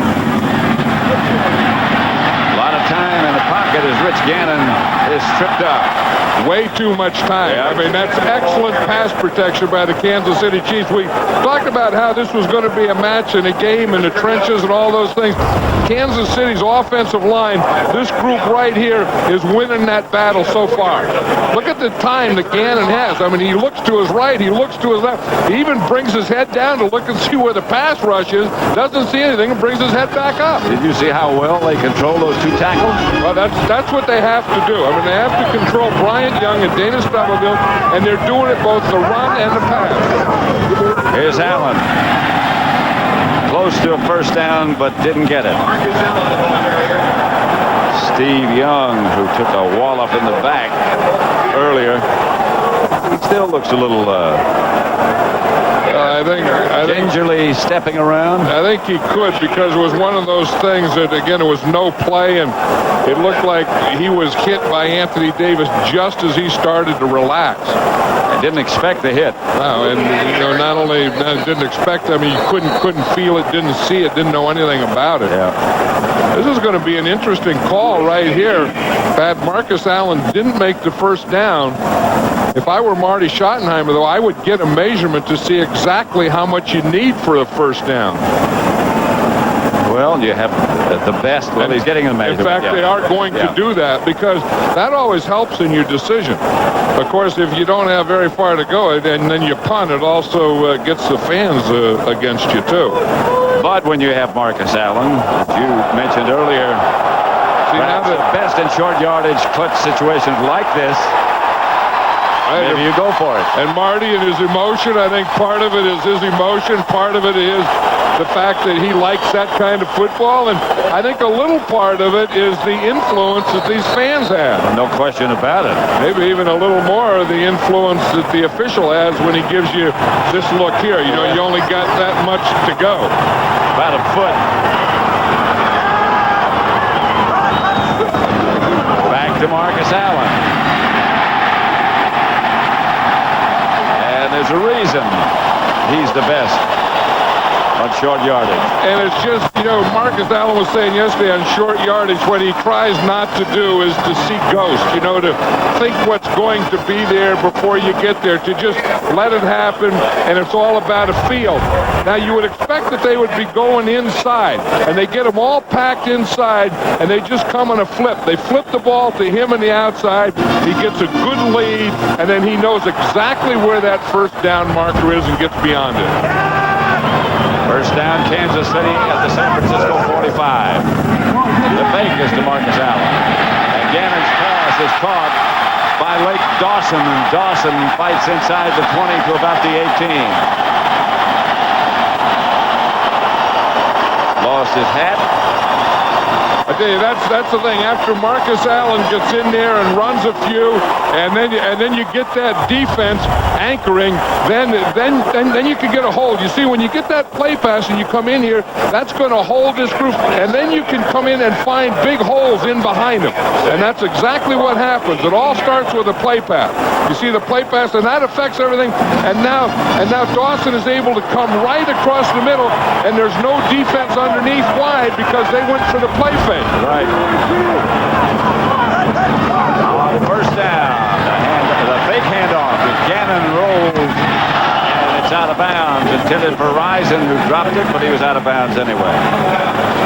One of the things that the 49er defense worries about is containing Rich Gannon, because we said how he has the speed, he has the quickness, and he is one of those guys that every time he goes back to pass is as dangerous running the ball as he is throwing it. And the coaches all to a man yesterday said to us, he also makes very solid, very good decisions. And Marty Schottenheimer, in practice, I watch him in practice, tells him that every play. Donnell Bennett inside the 10. Stopped by Junior Bryant. They said they were going to go right at their strength, that they were going to take the ball and they were going to run it right at these two guys. The strength of that 49er defense, they were going to run it right at, and they're doing that. They double them both. Yep, they double them both. They get just a little crease. It doesn't take a heck of a big hole, just a little crease to boom, to get that ball through there. That's exactly what Bennett does, and then after he gets through there, he runs like a fullback. Which, of course, he is. Which, of course, he should run like. That's why they're paying him. That's Marcus Allen. Not much. Marcus Allen on there. Yeah, that was that first down. That was that short yardage play. They weren't trying to get much on that. You get third down inside the 10. You want to get the first down first and then go for the touchdown. I don't know that they got the first. Yeah, they did. They just changed the marker. First and goal.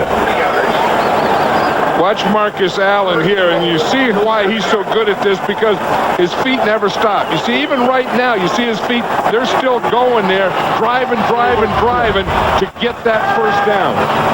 First and goal at the 7. Chiefs already lead 7-3. Gannon back. Goes out of the pocket, and John Madden's been saying he can run. He's knocked out of bounds at about the 3. And that really slows down a pass rush. Anytime a quarterback can run like that, then you say, we got to keep them contained. We have to stay in their lane. And all those are things that take away your aggressiveness.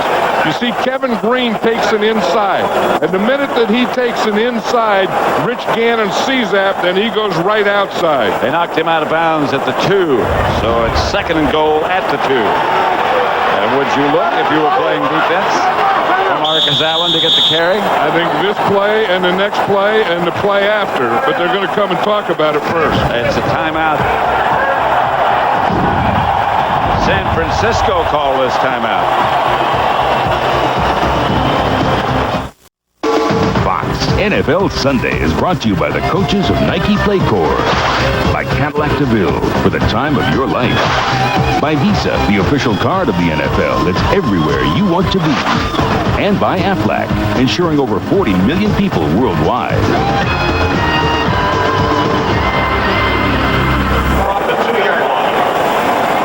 In Kansas City, we're at Arrowhead Stadium. Pat Summerall with John Madden.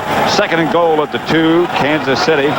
They've already gotten 73 yards rushing today, and that's more than the 49ers average. Gannon, touchdown. Gonzalez.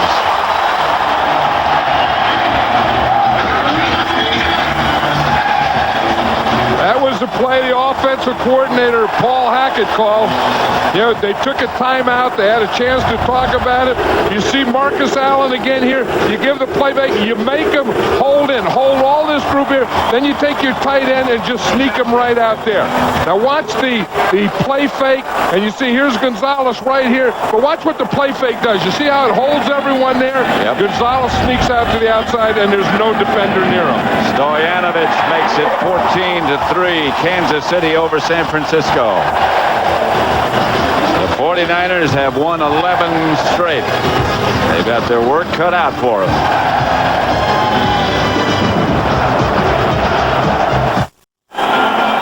You know, we talk about play fake all the time, and it's the quarterback and it's also the running back. You see the quarterback fake there? Now watch Marcus Allen. He just keeps running and running and running and like dives like he's going for the end zone. Of course, that holds all the linebackers and it holds that strong safety, and then you can sneak someone, once you fake that, sneak someone free in the end zone. Stoyanovich kicks off to Chuck Levy at the goal line. Levy to the 30. Stopped by Joe Horn. We saw the play fake part of it. Now watch Tony Gonzalez here, the rookie. He starts here, comes across in motion here, fakes a block here, and then just sneaks out into the end zone. See, so we saw the play fake part of it. Now watch Gonzalez come across. Now he's going to make a little block right here. See, boom, makes the guy play the block and then sneaks off him free into the end zone. He did that very well, Gonzalez. In fact, they did all those things. Rich Gannon made a nice fake. Marcus Allen carried out the fake. Gonzalez made a good part of the fake by coming to a block and then getting out. Brent Jones moves over to the right side of the San Francisco offense, and this is Garrison Hurst. Hurst out of bounds at about the 35 by Reggie Tung. Did you see old Minuski going down there? Watch him. Here he is, number 51, one of the great special teams players in the league. And watch what happens when you get down there and you run that hard to get there, and you get there first, and then you miss the tackle. You have to go through those gyrations. And knowing him, that's not an act. No, it's not. Nothing that Minuski does is an act. Believe me. Minuski's just a football player. He's a special teams guy. On second down, Steve Young taken down, fumble. The 49ers got it back. Garrison Hurst recovered Young's fumble. They're throwing Steve Young around like a rag doll on these things. But this is where they got him early. Here again on another, that was the penalty play. Here he scrambles and slides and still goes down, and then of course that last one. And that's one of the things that Steve Mariucci has gone to a more conservative offense. He said really the secret behind his offense is just to keep Steve Young healthy. Young gives to Terry Kirby, who only gets about Hogan, 3. You're going to get in a fight right there. I don't know if Gogan's the guy I want to get in a fight with. Yeah, but the thing is Gogan makes you get in fights with him. Because Gogan plays from the time the ball snapped until the whistle blows, and then a little beyond it. I still don't know if he's the guy I want to get in a fight with. You don't want to get any JOPs around him, any of those jobs, where you come after the play's over, you jump on the pile, because he'll pick you off. You do a job. Kick is blocked. The punt's blocked. Thompson's punt is blocked by the Gonzalez. And the Chiefs have it inside the 49er 5. Everyone was saying what a great player Tony Gonzalez is going to be. Of course, he played for Steve Mariucci, the 49ers head coach, last year at the University of California. He caught a touchdown pass, and then lo and behold, he comes in and lays out. Now, that is a great athletic move. Usually you block with two hands. Watch Tony Gonzalez come in here and just reach out with one hand, his right hand, and whap that thing down, and then go get it. It didn't look like he was really trying to block it. You know, they only sent one guy on that. Look, he's the only guy coming. He comes from the right side, and that looks like a basketball block. That's the way you block a shot in basketball. Tony Gonzalez blocked a punt. First and goal at the 3. Allen standing up. The Kansas City Chiefs are taking it to the 49ers, and they're taking it to their defensive line. Yesterday, all the Chiefs were saying, you know, we're not going to let these guys intimidate us. And no one in this locker room is in awe of the 49ers. And they really have come out in this first half and played that way. I think they've intimidated the 49ers. Well, look at this hole right here. I mean, there is no one that gets a hand on Marcus Allen. You see Ken Norton Jr., he was just standing up there and they went right by him. And that middle is the strength, or has been, of the 49er defense. Look at that.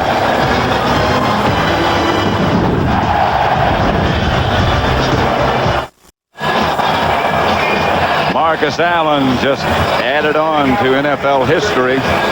Rushing touchdown number 121. Let's watch the block that Dave Zott makes here. Here's Ken Norton. He's going to be standing right in the hole. Zott comes around, gets him, and hooks him right there. Norton should make this play. Because see him step up there? He's right in the hole. Now watch what Zott does to him right there. Hits him, holds him, turns him.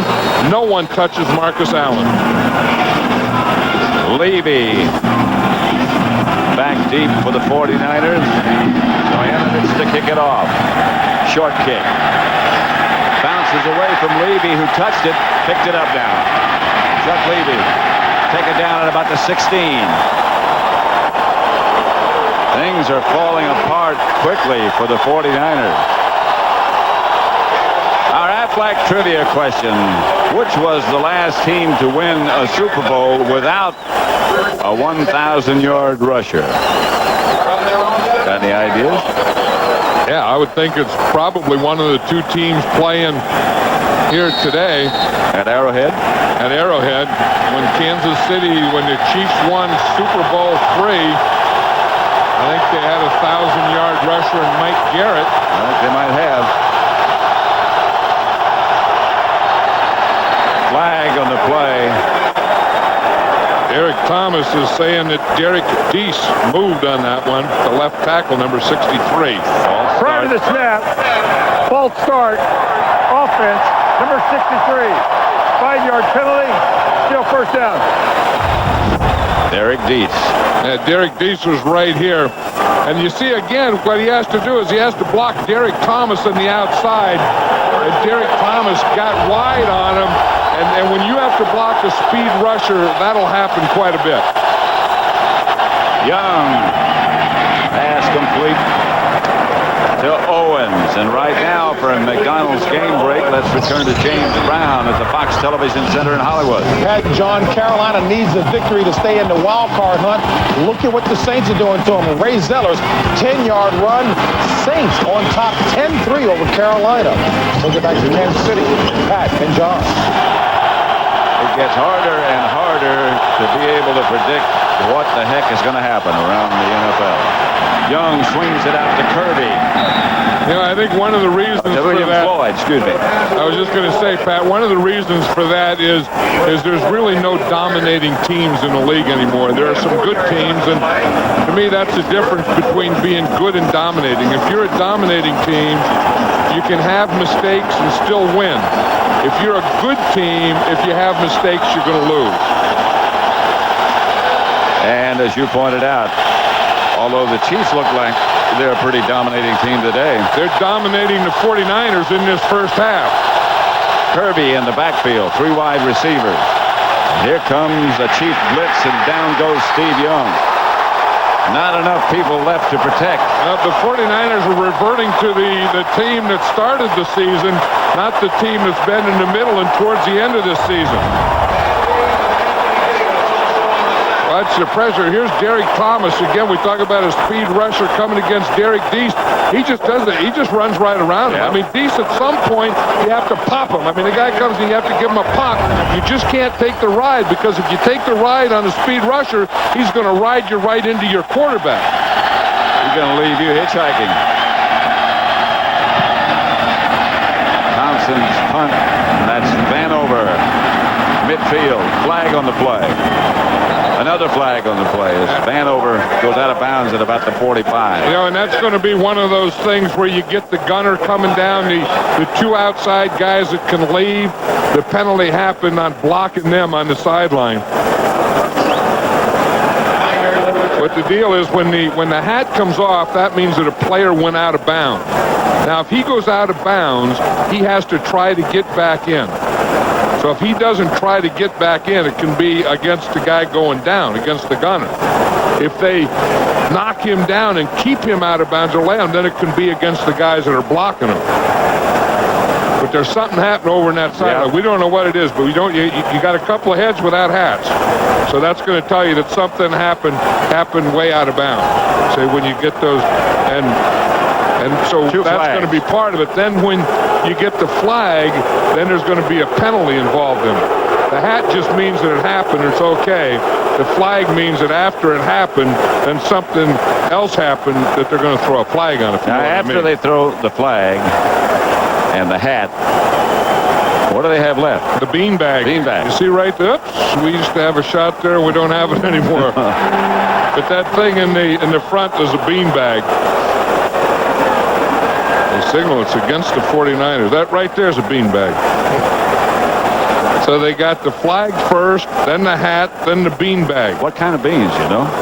Well, no, I think they just have, you know, in the flag they have popcorn, right? In the yellow flag. In fact, I carry one around with me all the time. Unpopped. Unsportsmanlike conduct on the kicking team, running out of bounds, not making an effort to come in, number 28. By rule, that penalty is declined. Personal foul. 82. Number 82 on the receiving team, late hit out of bounds, 15-yard penalty, first down. Okay, now watch. Here's the first part, because he just gets out of bounds. They said that he stayed out of there too long. he's not trying to get back. Curtis Buckley. That was Curtis Buckley. So then, but that doesn't mean that you can take and have a personal foul too. So they didn't take that one. They take the personal foul.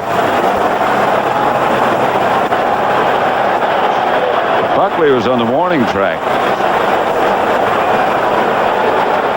Derek Walker was the chief call for the personal foul. And they aren't going to penalize the 49ers for it, he said. They are penalizing the Chiefs for it. They're going to take some time to think about it right now. 21-3, Kansas City.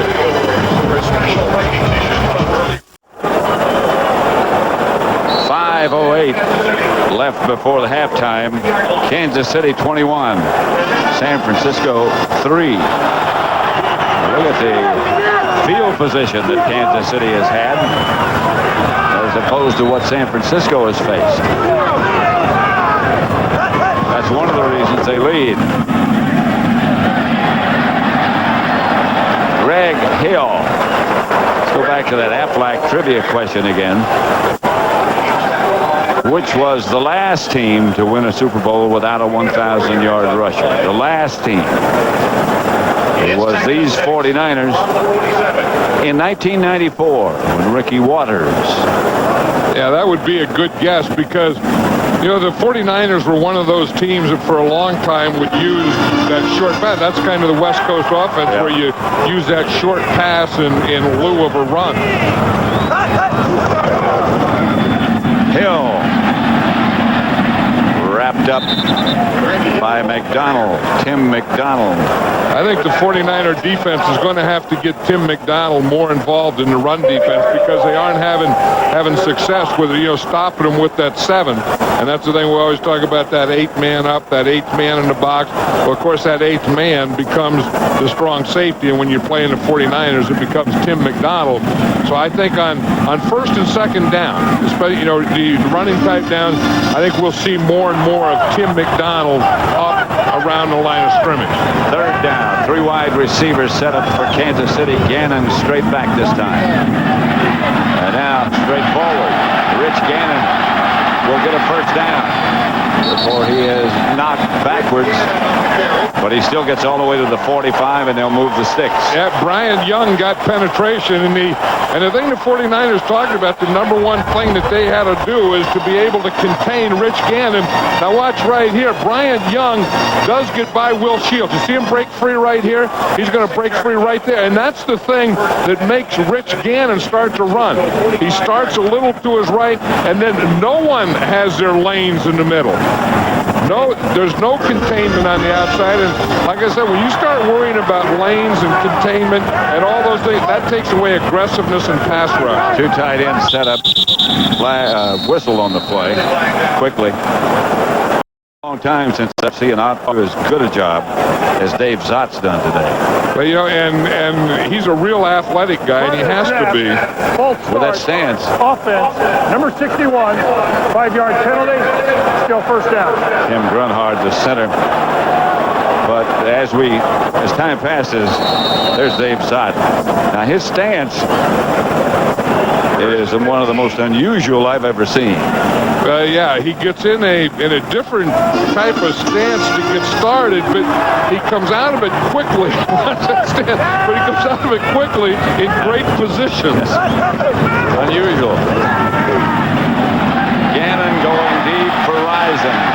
Comes up with the catch. What a catch by Andre Rison.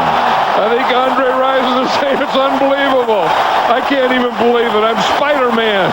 Who am I? The ball stuck to him. 45-yard game. I think you can do that most of the time. You know, that if you get Andre Rison, he's a heck of a competitor. He's a battler. And if you can get him man-to-man and just give him a little lead, he'll come up with the ball. You see, watch that right there at the end. You see that little push that he got on Rod Woodson? He got that push, and that just held Woodson back enough that gave him about a 3-inch separation, and Rich Gannon throws a perfect pass. Now watch what Dave Zott does here. He's getting beaten here by Dana Stubblefield right there, and at the end, he's just going to leg whip him and just catch Dana Stubblefield and knock him down. That's illegal, by the way. Yep.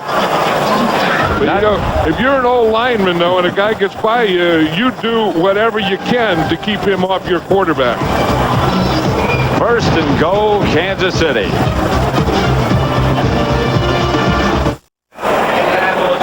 Andre Rison has 3 catches for 69 yards and 1 touchdown, and Kansas City has first and goal from the 5, and they have dominated things here at Arrowhead.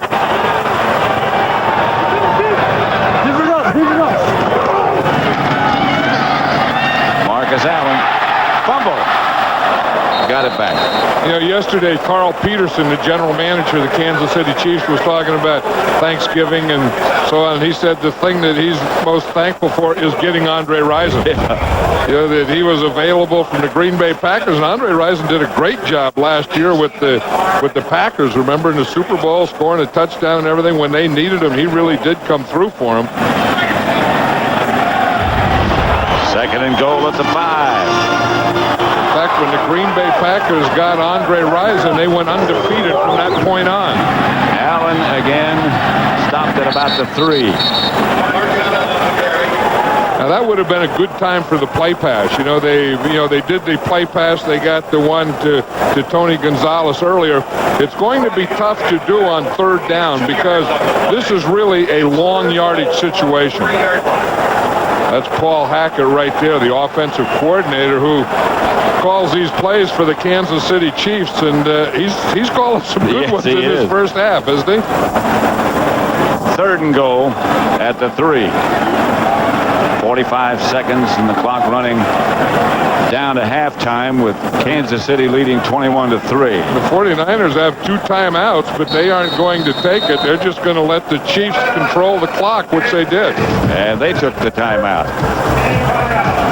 Marty Schottenheimer has his team well prepared. Both teams have 2 timeouts remaining. Don't forget the Dockers Khakis halftime coming up with JB, Terry, Howie, and Ronnie. They're all there. Scores, highlights. It's 3rd and goal at the 3 here at Arrowhead, with the Chiefs already leading 21-3. 2 tight ends set up, and now Gannon can't take another timeout. He wanted to, but he can't. Gannon lofts it. It sure is. Gonzalez. If Darnell Walker was out there man-to-man, they had Tony Gonzalez came in the game, and he was split out left like a wide receiver.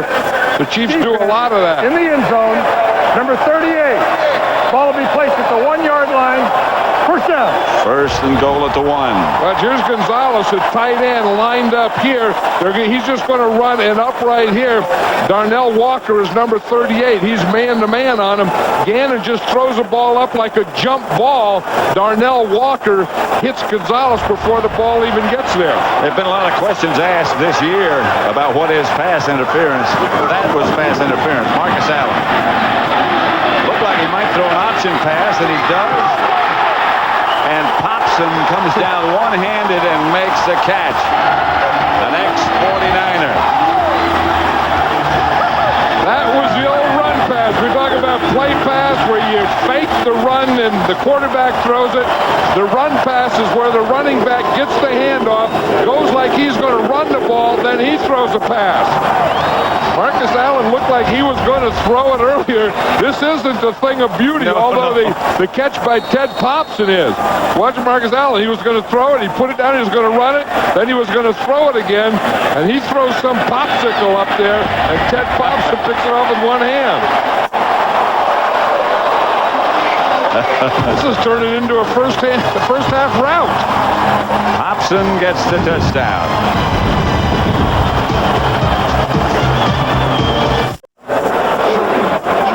26 seconds left, and Kansas City leads San Francisco. Yeah, we know what it looked like on Marcus Allen, but let's watch Ted Popson here. And the tight end who also played for the 49ers. He's running it out, and then he just looks at that thing, that jump ball, and he did get both feet in, I guess. It was awfully close, though, wasn't it? Very close. But there was an official looking right down the line. He dragged both feet. I don't know if they're in. I don't know. It looks like that right one is out in that one. I don't know if that was a pass or a lob or a jump shot that Marcus Allen threw. Or it looked like the shot put, although whatever it was, that was his 6th career TD pass. Chuck Levy to the 41. Tonight, The X-Files captures the early feel of classic horror films with mad scientists and angry mobs. It's a special black and white presentation of The X-Files tonight at 9/8 Central on Fox. Black and white.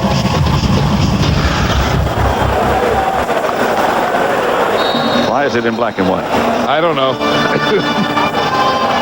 Just because when you get too far forward, you have to take a couple steps backward, I guess. It's as good an explanation as any. Steve Young back in the pocket. Brent Jones. And he comes up calling timeout. The 49ers have one left now. See, the 49ers right there are in a position where it'd be about a 50-yard field goal.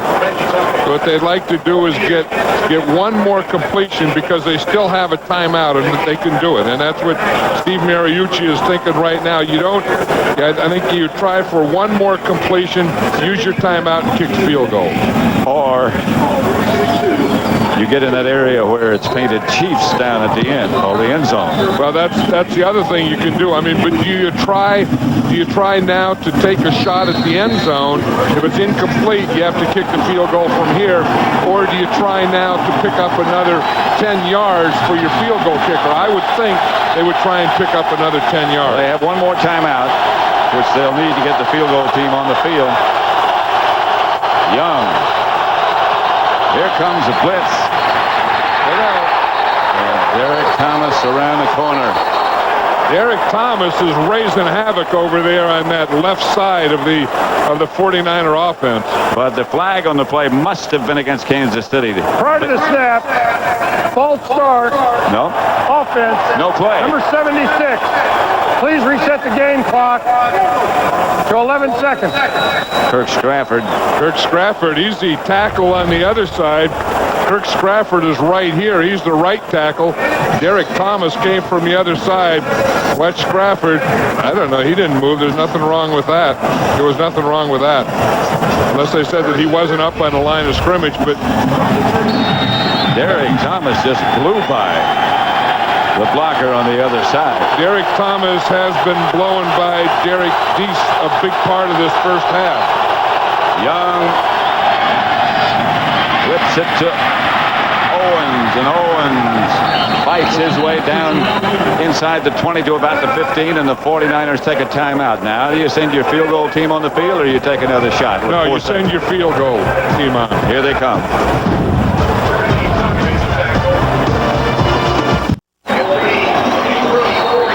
Anderson and the field goal unit out on the field for San Francisco. And now Kansas City takes a timeout. Let him think about things a little bit. Not him, not Steve Young.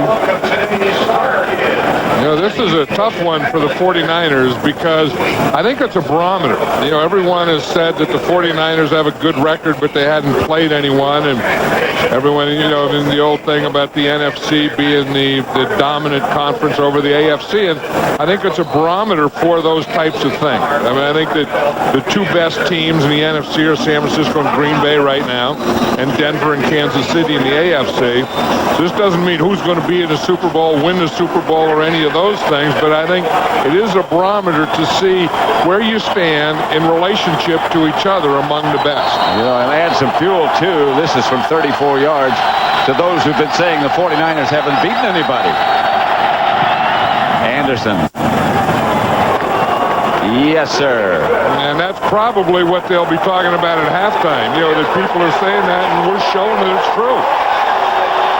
That's probably right. Because this has been a shocking thing, the way the 49ers are playing. That's the end of the first half with the score, Kansas City 28, San Francisco 6. Fox NFL Sunday will continue with the Dockers Khakis halftime report after these messages.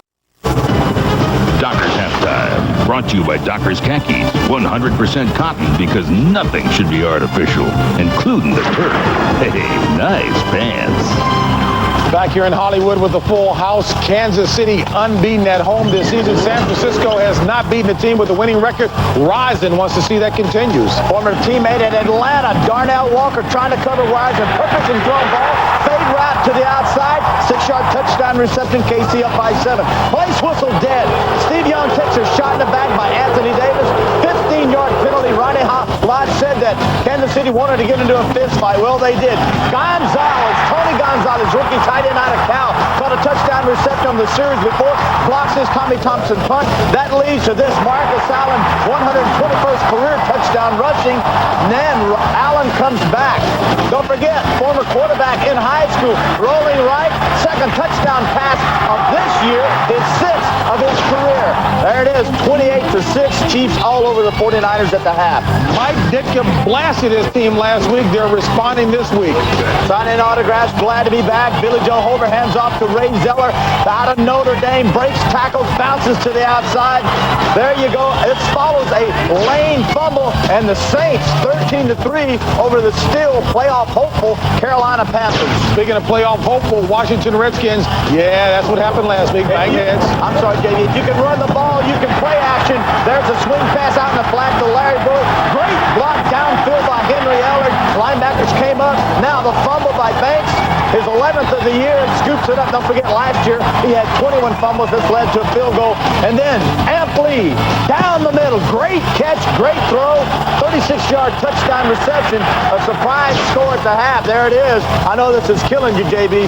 Skins and Rams all not up the other feet. Boy, what can I say? Bobby Hoying, 3 touchdown passes. Eagles on top by a touchdown over the Bengals.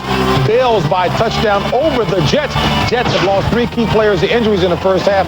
Patriots by 10 over the Colts. That one at halftime, 13-3. And it's a nip and tuck ball game.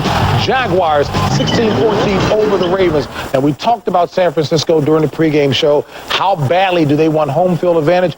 How does this bode for them postseason playoff, Ronnie? Well, you know, I think it's going to be fine. They'll get the job done in terms of getting home field advantage. But right here, they're facing a team that has team speed. The last time that they faced a team that had team speed like this was when they played Tampa Bay. They've given up 12 points a game coming into this. Their defense has played outstanding to this point. 90 yards rushing for the Kansas City Chiefs.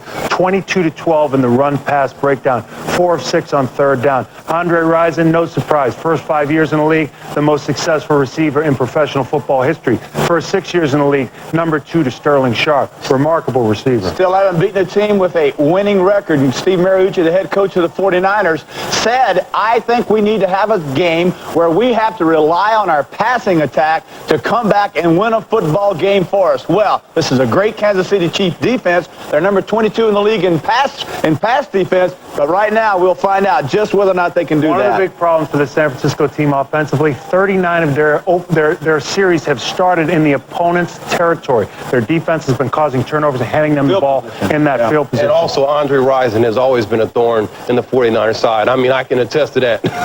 Will be a bad loss by Carolina if they lose to the Saints today. Carolina trying to stay in the wild card hunt. I know that hurts you as far as the Saints are concerned. No, it makes you feel good. Oh, look at him. He's always teasing about the Redskins. Dockers halftime. I know you. I love you too, sweetheart. Wow. Second half will continue right after this.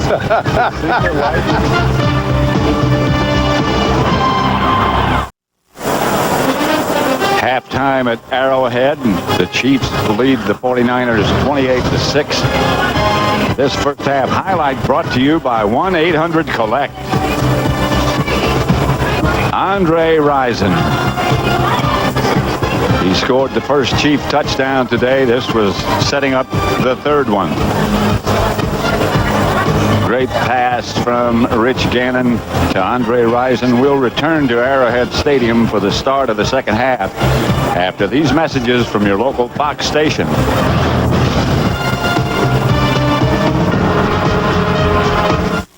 You're watching Fox NFL Sunday.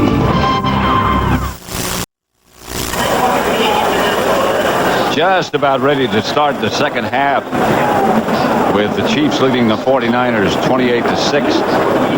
A tribute to this this bunch, John. Well, that's one thing that we talked about earlier. There was going to be who was going to dominate whom, and in the first half, this offensive line of the Kansas City Chiefs has really dominated the defensive of the San Francisco 49ers. You look and see that they've rushed for 90 yards already, and they haven't allowed a sack. And then the other thing is they wanted to go right at their strength. If you look here, they've run left 4 times for 18 yards. Look at that middle there. They've run 14 times of Bryant Young, Dana Stubblefield, Ken Norton Jr. in that group for 47 yards and a TD. They run 4 times to the right and 25 yards. And Steve Young had a tough beginning. That was his first pass attempt right there. Yeah, and then this one was the one that was a penalty. There was no play, and he got hit from the back. And whereas the Kansas City Chiefs offensive line really did dominate, I think that the defensive line of the Chiefs and their defense also dominated the offensive line of the 49ers. So in that battle in the trenches, I think the 49ers have lost both sides of it. You know, in talking to the Chief coaching staff yesterday, they were saying that they had noticed that the 49er tackles particularly had backed off the ball a little bit. And that's just an invitation to run right at them. And I think that was the thing. The 49er tackles, they were talking about Dana Stubblefield and Bryant Young, that they weren't crowding the ball as much. And anytime that anyone does play off the line, then that is an invitation, like you say, to run at him. And they've done it continuously in this first half. Bouncing kick goes past one of the front men and finally is downed and goes out of bounds. And the 49ers finally corral it. Chad Fan comes up with it. And so San Francisco, no return, will take over at about their own 25. Andre Rison, anytime that he's had a chance to come up or to make a play in that first half, he sure made it. Steve Young. See how well the 49ers have regrouped. It's the first time they've faced a challenge like this. Right, and one of the things that Steve Mariucci does, of course, he calls the plays. He also scripts the second half. So we're going to see his script right now. Young, outside Brent Jones, 6 yards. And I would bet that script would be this, not only including more passing, but including more first down passing, because they weren't having success on first down run, nor were they having success on third and long. And a lot of times, or most of the time, no success on first down run will equal long yardage on third down. 2nd and 4. Stokes goes wide to the left, Owens to the right.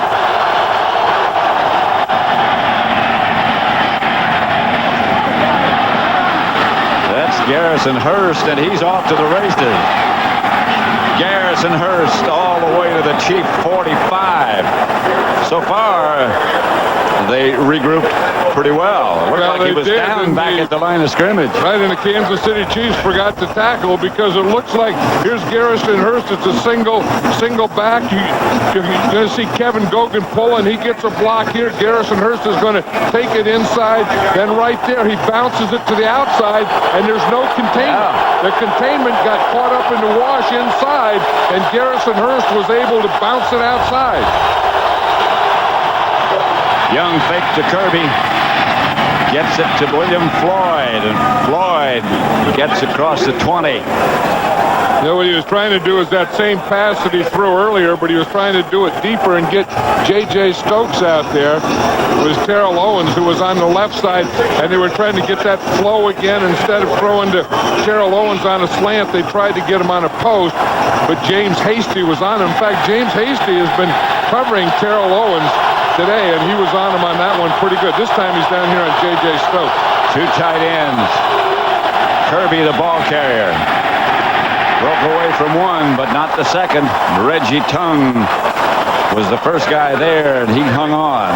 He got hit by his own guy before he got to do his celebration, but we talked about the containment, and the containment is always going to come on an outside run by either the strong safety or the corner on that side. Reggie Tongue got caught up on the inside on that long run by Garrison Hurst. That time, he was the outside or the contained guy. 3rd and 7.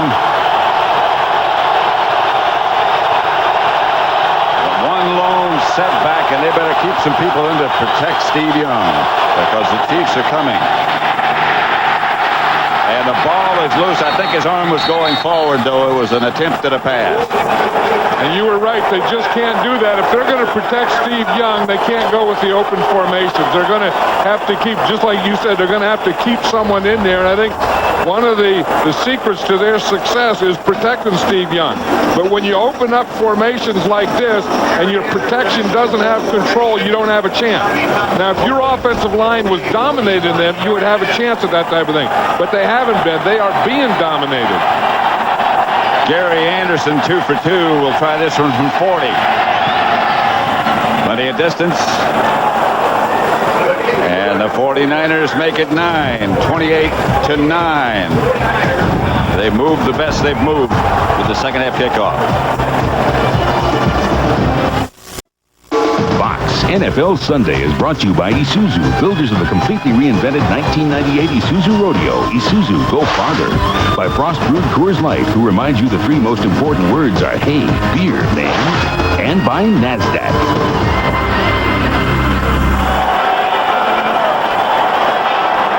Garrison Hurst got a bruised shoulder and headed for the locker room. Don't know if he'll be back or not.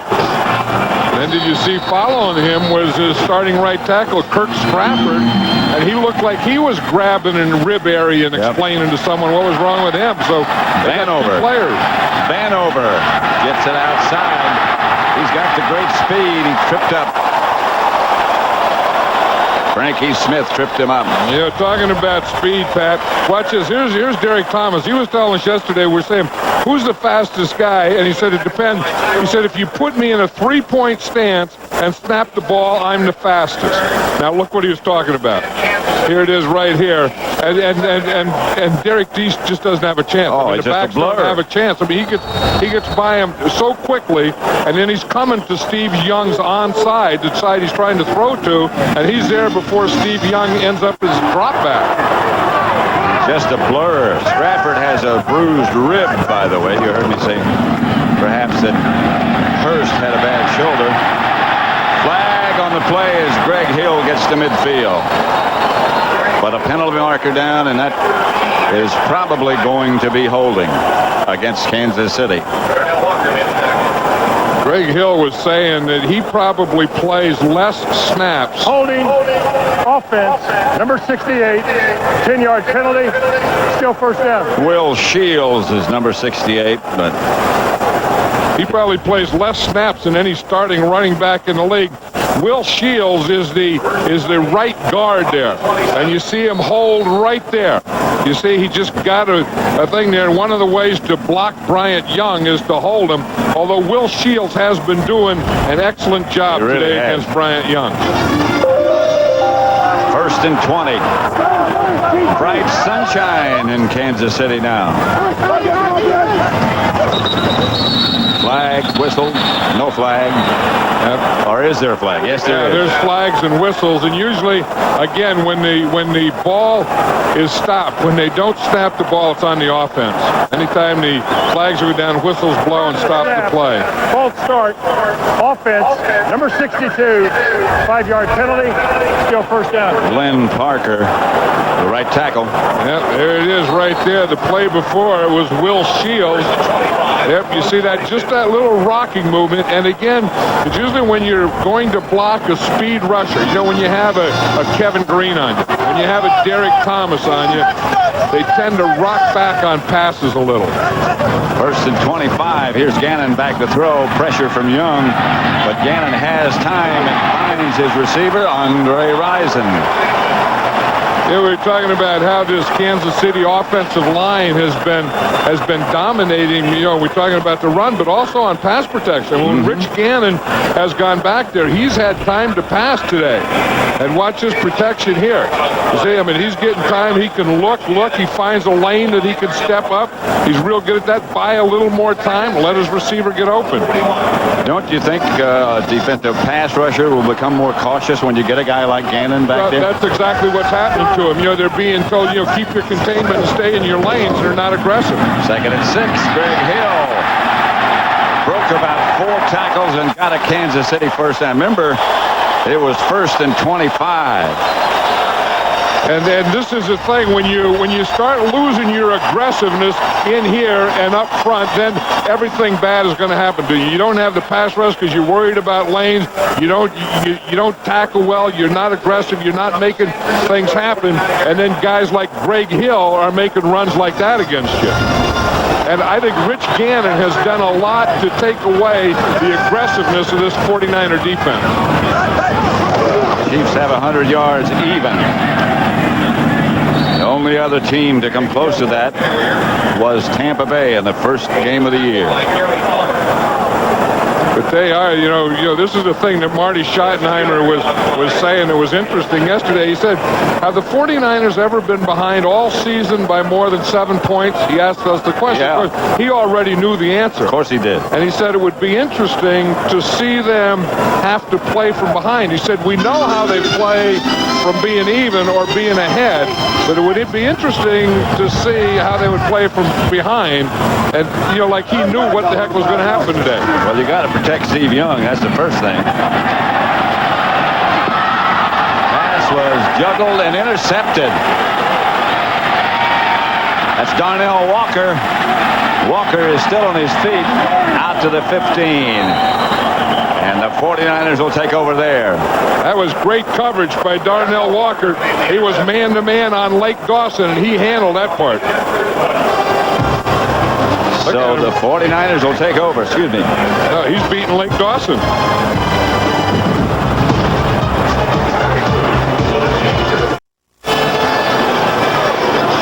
Back at Arrowhead Stadium, Pat Summerall with John Madden, 28-9 now.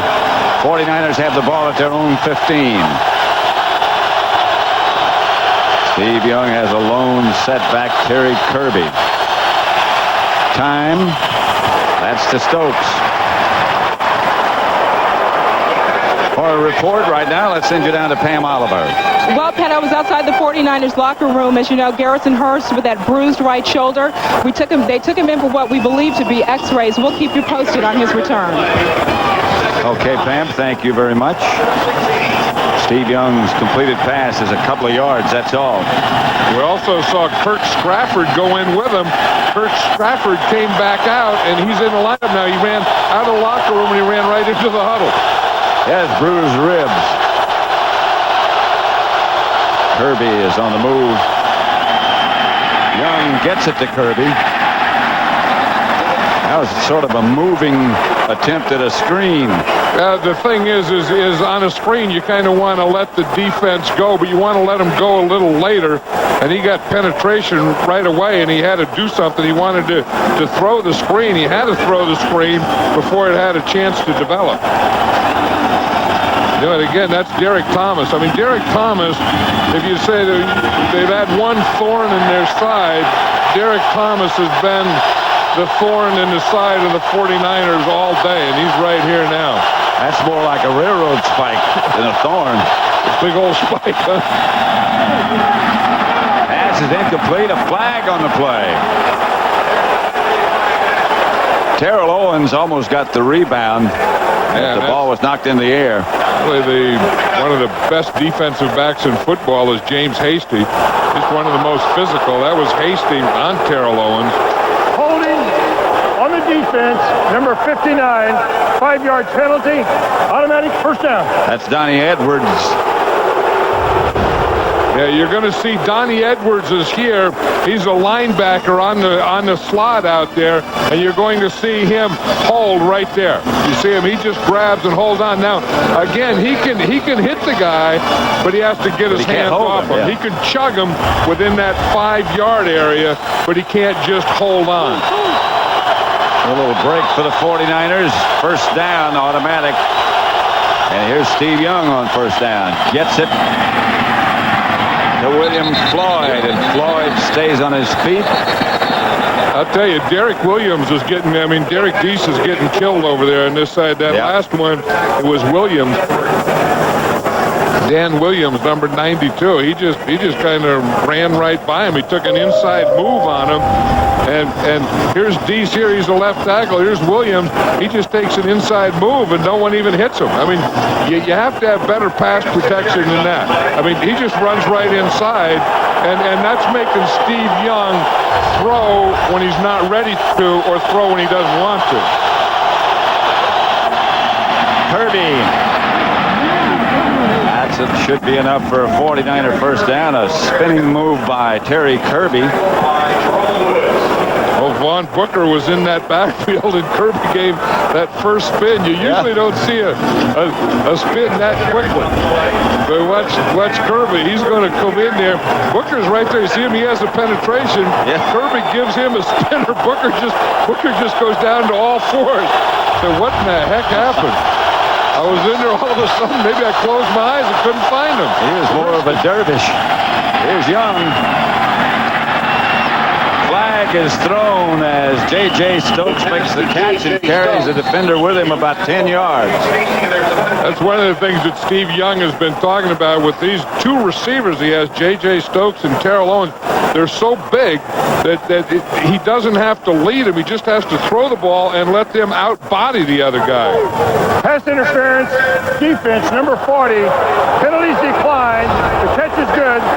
First down. Hasty, and watch this. Here's J.J. Stokes, and again, he's so big. I mean, both the receivers are so big and strong.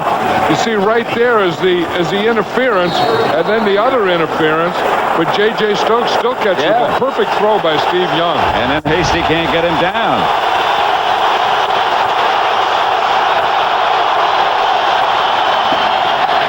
Young passes too far for Owens and intercepted by Dale Carter. I think he had to hurry to throw. Well, Carter was back there just playing zone, and he overthrows that one. Watch Carter here. He's playing deep all the way. He's reading the quarterback deep. Stay as deep as the deepest. He reads the quarterback. The ball was overthrown. It goes right to Carter. Steve Young was under pressure.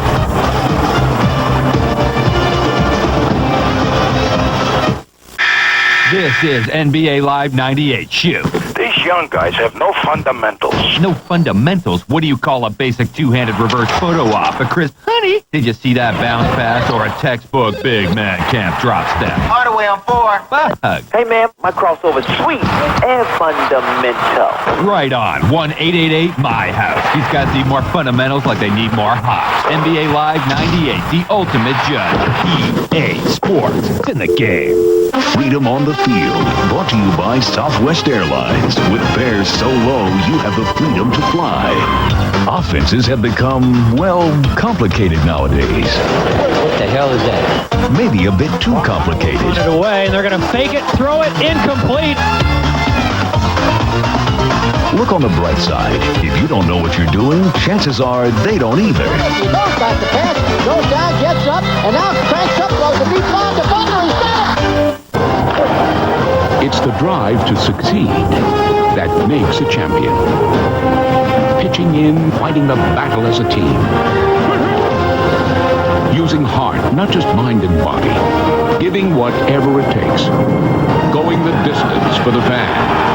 And loving every minute of it. Southwest Airlines is a proud sponsor of the NFL and the official airline of Super Bowl 32. Don't miss Kelsey Grammer, Roseanne, Candice Bergen, Keenan Ivory Wayans, Tim Conway, and Sybil Shepherd at the comedy event of the year, the American Comedy Honors, Tuesday. 6.5 minutes left in the third quarter. 28-9. Kansas City leading. They might be leaving. Attendance today, 77,535. Sellout. Donnell Bennett gets the carry. I don't think anyone's going to be leaving. I think when you look at the weather, the sun's coming out now. These people love their Chiefs and love to come to these games and tailgate. No one's going to leave anywhere. Well, I know somebody's going to leave. Well, we're going to leave after the game, yeah. Go back to California. Look at this. You know, you talk about why teams are good and why organizations are good. And a big statistic is turnover. And that's one of the things that the Kansas City Chiefs have always been good at. And so have the 49ers. Here's Gannon in the end zone. Chase. That's his caught. Gonzalez makes the reception for a McDonald's game break. Let's return to James Brown at the Fox Television Center in Hollywood. Had Carolina looked as if it was trying to get back in the ball game, attempting this 26-yard field goal. But take a look at the inspired Saints. Blocked that field goal. Kerry Collins out with a concussion, knocked out in the second quarter. Woes are continuing for Carolina. Saints on top by 10. Pat Summerall and John Madden. Kansas City and San Francisco, with Kansas City dominating things from the outset. It's back to Donnell Bennett. And Bennett. Yeah, we talked about how that offensive line of the Chiefs have been controlling the defensive line of the 49ers, but they're also controlling the linebackers. If you notice that you haven't heard many tackles by Ken Norton Jr. or by Gary Plummer or Lee Woodall, they're also getting these guys. I mean, you know, it's not only the front group, but watch how they try and get penetration and they pick them off, knock them down, and then get to the outside. So it's not only that they're dominating the front four in the defensive line, but they're also on those linebackers. These 49er linebackers haven't made a lot of plays. All three of them were looking down at the ball carrier after the tackle had been made on the last play. And this is a thing, you know, we talked about earlier that if you're going to get that eighth guy up there, it's going to have to be Tim McDonald. And I think he's going to have to get more involved in the run. And you see here Ken Norton trying to get in there, but they're picking him off all the time. That time he was able to get in there, get picked off, and then get back. Third and about a foot. And I would expect that Tim McDonald, like I said, would be right up there at or near the line of scrimmage, which he is. Marcus Allen's the deep back. Marcus is close, but very close. He didn't need much. In fact, he ran right by Tim McDonald. They had Tim McDonald up there trying to guess that hole. He guessed the right hole, and Marcus Allen ran right by him. And they're going to measure to see if he did indeed make it.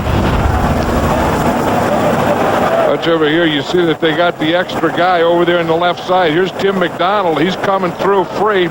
And I think that Marcus Allen just felt it, knew that McDonald was there, and just had to tighten up a little because of it.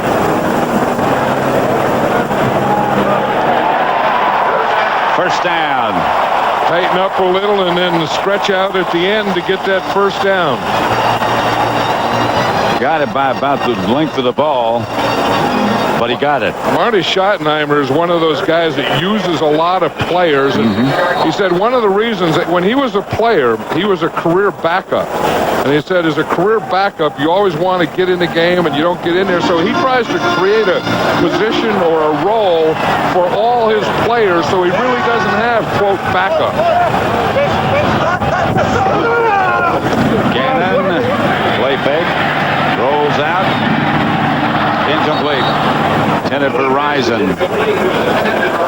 Had to come back for the ball. You know, Gannon really looks comfortable back there today. You know, we know that Elvis Gerbach was the starting quarterback here for the Kansas City Chiefs, and Rich Gannon was a backup, and he's come in here in the last 3 games. There's Elvis Gerbach right there. As he came over from the 49ers to Kansas City, has a broken collarbone. But Gannon is, you know, he's an 11-year veteran, so, you know, he's been around, but he's not jumpy at all. No. He looks very, very calm and very comfortable.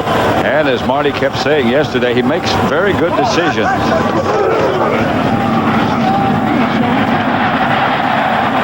That's Marcus Allen for about 6. You know, I think that, you know, just talking about Marty Schottenheimer and good coaches and guys that have good programs, I think you can't do a football game today without mentioning Eddie Robinson.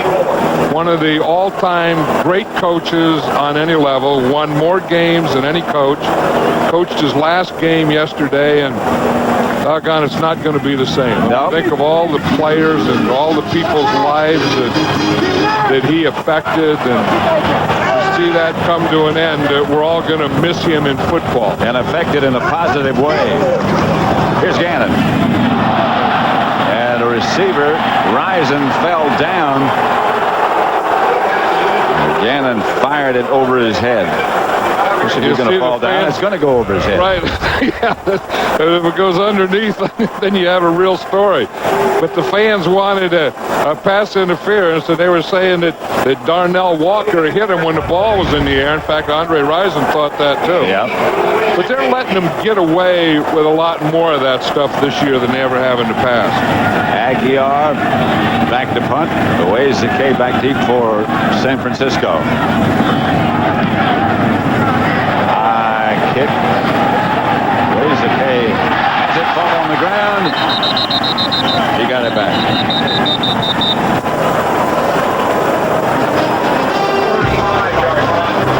(28-9). Kansas City leads the 49ers. Fox NFL Sunday is brought to you by Porsche, who wish to remind you there is no substitute.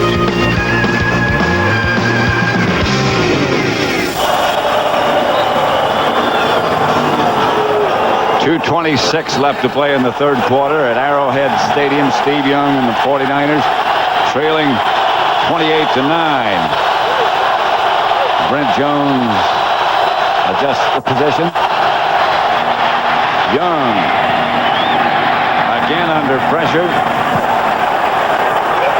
You know, I think unless they give Derek Deese some help over there, or at least put a tight end over there. They started a tight end and then put him in motion, but Derek Deese all by himself just can't handle Derek Thomas. I mean, they got to give him either some help here to chip or a back or to do something, because he just runs right by him, and he's not going to give Steve Young any time at all. I mean, Steve Young is going to have to kind of fade to his right away from Derek Thomas and get rid of the ball quicker than he wants to. They got a tight end over here this time. That's smart. Didn't help much. No, it didn't help at all. But the guy has to block him. I mean, the guy has to bump him or chip him or do something. I mean, just lining up there isn't going to do. All that does is take Derek, take the outside guy out wider. He wasn't even in the picture. It was Derek Thomas. All that does is when he lines up in his tight end, it just puts Derek Thomas out there wider, but Derek D still has to block him. Fourth sack of Steve Young by this Kansas City defense, and the havoc created for the most part by Derek Thomas. 3rd and 15. They're only 1 out of 6. And here comes Thomas around the corner. Young steps up. Gets the ball to Owens. That's short of a first down. Steve Young buckled again.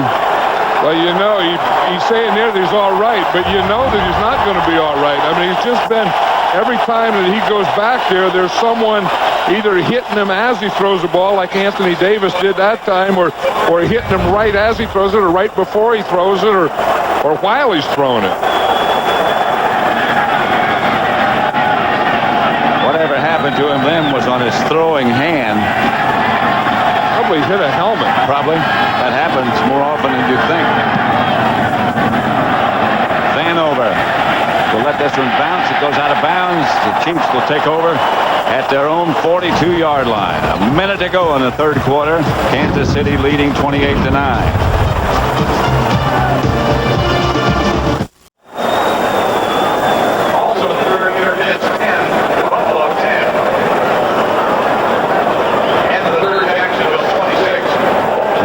Marty Schottenheimer leading cheers on the sideline, challenging on the sideline.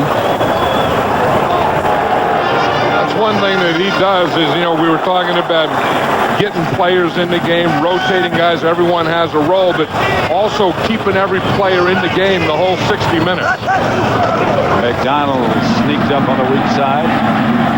That's Marcus Allen for nothing. Look at this 49er defense. Has been a dominating defense. You see over on the right side, their NFL ranks. They were all the things they were number 1 in. But look, points allowed today, 28 points allowed. Today, 125 rush yards allowed. And today, 1 rush touchdown allowed. So the things that they've been dominating in and very good at, they aren't real good at today. And the Chiefs have a lot to do with that. 2nd and 7. Rich Gannon has gone all the way at quarterback. He's back to throw right now. Pass is caught by Lake Dawson for a Kansas City first down. Lake Dawson got up and gave Darnell Walker a little push, because the last time they threw to Lake Dawson, it was that up where Darnell Walker really beat Lake Dawson, and he got the interception. And that's the end of the third quarter with the score. Kansas City 28. San Francisco 9. Fox NFL Sunday will continue after these messages and a word from your local Fox station.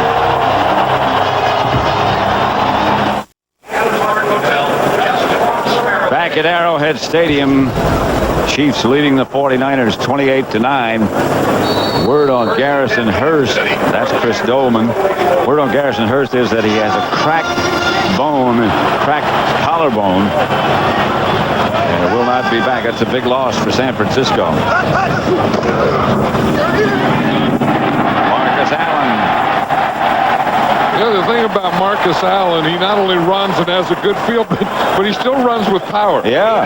I remember when the Raiders first drafted Marcus Allen. It was my first year out of coaching, and I went up there to watch him practice in training camp, and 2 of my old guys, Art Shell and Gene Upshaw, came over to him and said, "Boy, Coach, you'd really love this Marcus Allen." He said he's a great blocker, and which, you know, I've always thought that a running back has to do.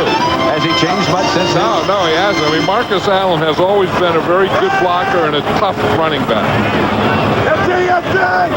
No running back this time as Gannon gets it out to Vanover.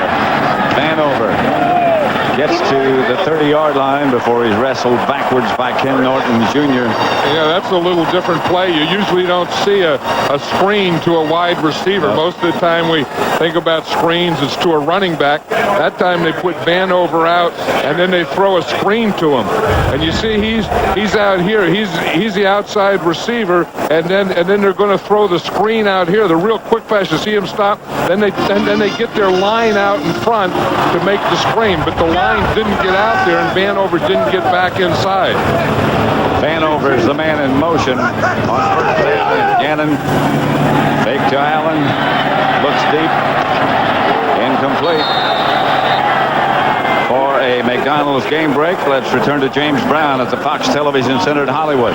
Pat and John, the only offensive spark for Carolina today has been Fred Lane. Take a look at the second effort right here. 106 yards on the day. Carolina's back in it, trailing 13-10 as Fred Lane does the kick worm. Let's kick it back to Pat and John. And it's 2nd and 10 at Arrowhead. The Chiefs leading. 2nd and 10. Kansas City has the ball at the 30. Oh, Fred Lane from Lane. Yep. Lane from Lane.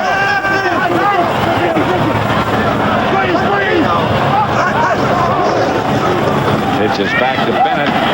Woo.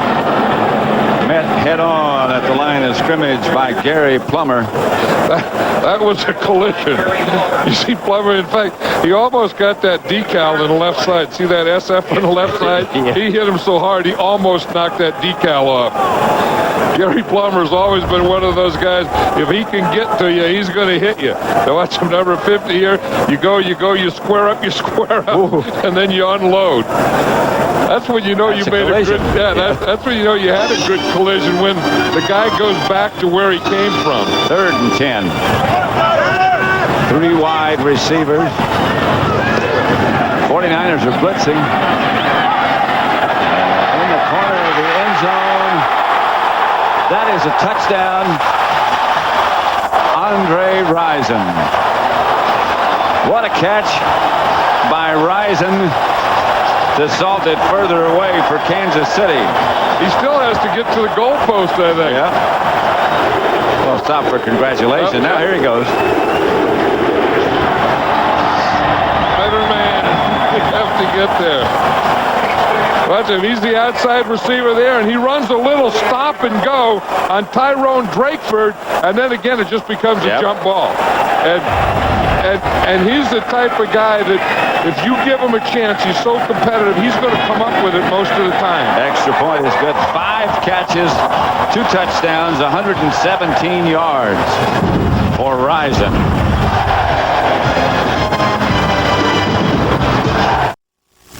Fox NFL Sunday is brought to you by Mazda. Come see what happens when a car company has more engineers and fewer accountants. Mazda. By the U.S. Navy. Navy, let the journey begin. By Taco Bell. Want some? And by Miller Lite, now official beer sponsor of the NFL.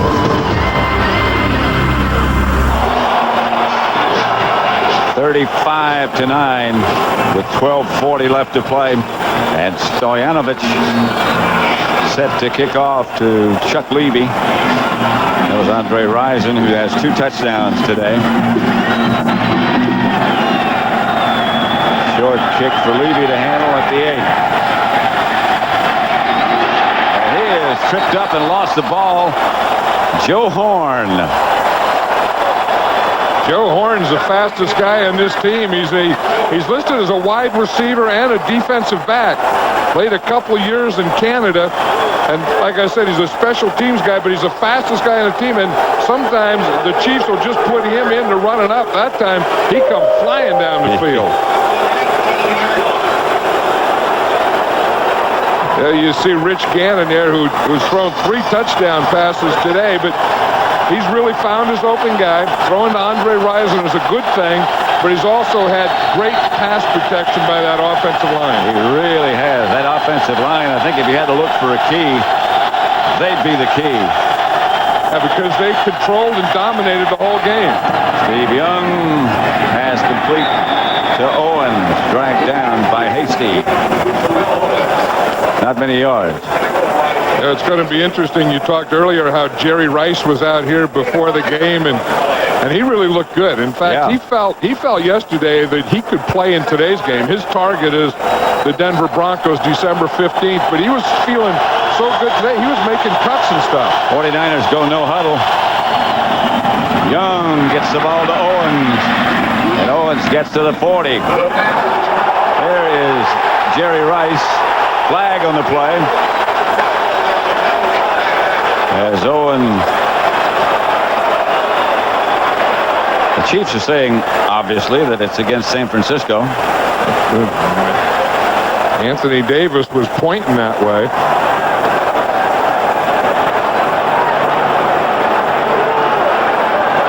Seems like this Ray Brown is trying to control Terrell Owens. Seems like there's been a lot of crew conferences today, huh? Everybody has an opinion. Gary Lane. This is one that counts. Personal foul, unnecessary roughness, number 81. On Owens after he caught the ball. First down. You see, he gets the ball here, and then I think he gives a little kick there. See what happens is they wouldn't let him up, so he just gave a couple of kicks to Jerome Woods there. Woods had him down and was holding on him, and Terrell Owens was just trying to kick out of it. That's a little picky. I don't think there's I mean, if someone kicks someone or does something like that, that's a penalty. They ought to throw him out of the game. But he was just trying to kick out of a hole. That wasn't right. There's Jerry Rice. That has been amazing as a player for so many years. And one of the hardest working, most dedicated players I've ever known. And then he's taking that same approach to rehab. Nobody works off season through in this rehab. Yeah, just staying in shape. Yeah, we had some pictures. He was out here with the backup quarterback, Jim Druckenmiller, and he was out here in the pregame warm-up running some ups. And then the last thing you do when you really know that you're okay is when you start making cuts. And he was making cuts out here this morning. 2nd and 3 after the penalty.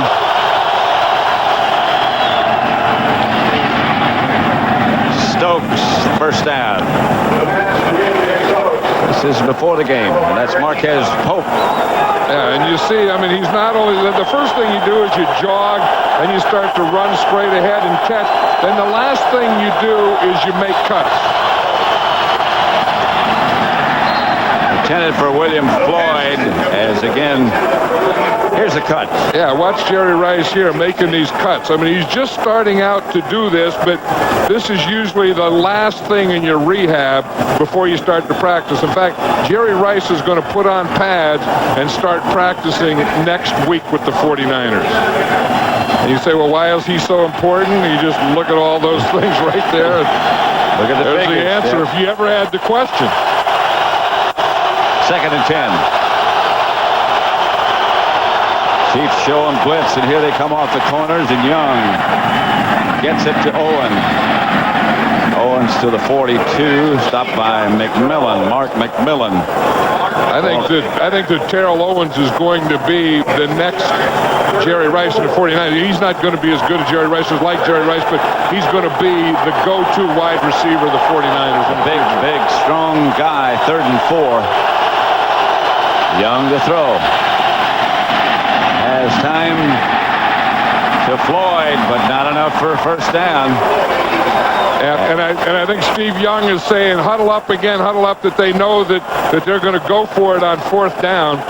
That's another example we saw earlier on 3rd down where Brent Jones left a pattern showing. William Floyd did the same thing on that one. Still over 10 minutes left to play. Yeah, but when you're down 35-9, you need a whole bunch of scores in those 10 minutes. Right. And you're up against a tough defensive unit. And a tough crowd. Owens, the man in motion. Some confusion. Steve Young is knocked backwards and goes down. No flags. And the Chiefs will take over. I think part of that confusion is the crowd I was talking about. Steve Young is really taking a beating today. Yeah, he's having a difficult time standing up. You can just tell his body language is saying that there's a lot of aches and pains and whatever in that body, and that's been administered by this Kansas City Chiefs. And the 49ers haven't gotten anything going for them. I mean, they haven't gotten good pass protection. They haven't been able to run the ball. They don't have Garrison Hurst. He was just saying yesterday how good he felt at this point in the season. That's changed.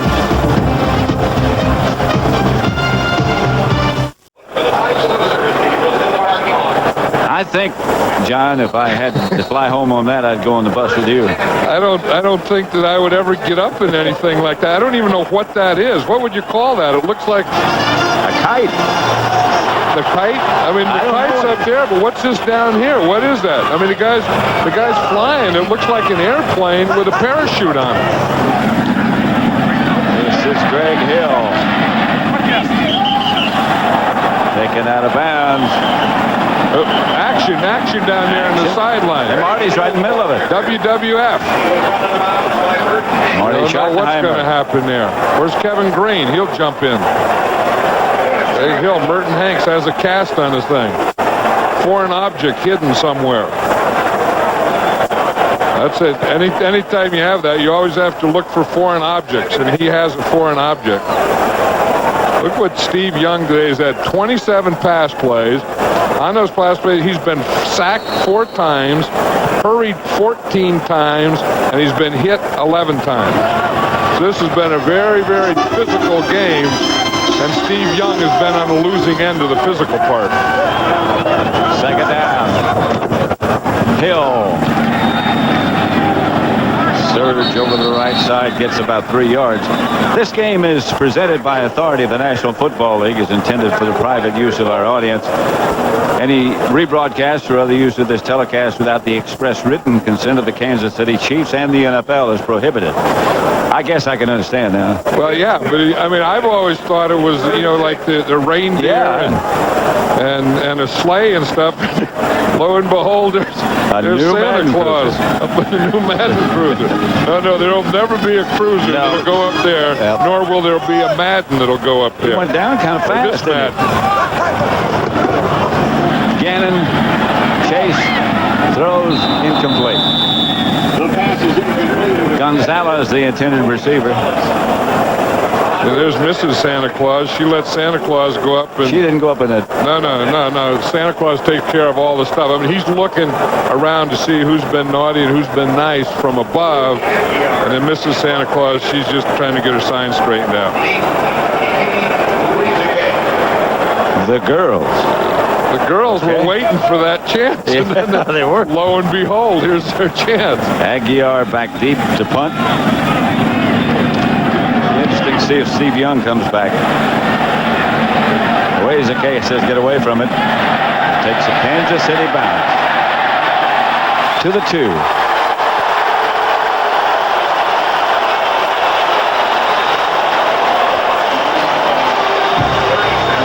You have your answer.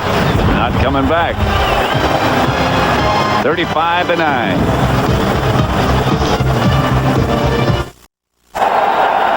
35-9 at Arrowhead. 8.5 minutes left to play. Kansas City has been in command from the beginning, and they have the 49ers backed up in their own end zone again. With their backup quarterback in there now, Jeff Brom. Steve Young through for the day. That's 220 and 2 more points for Kansas City.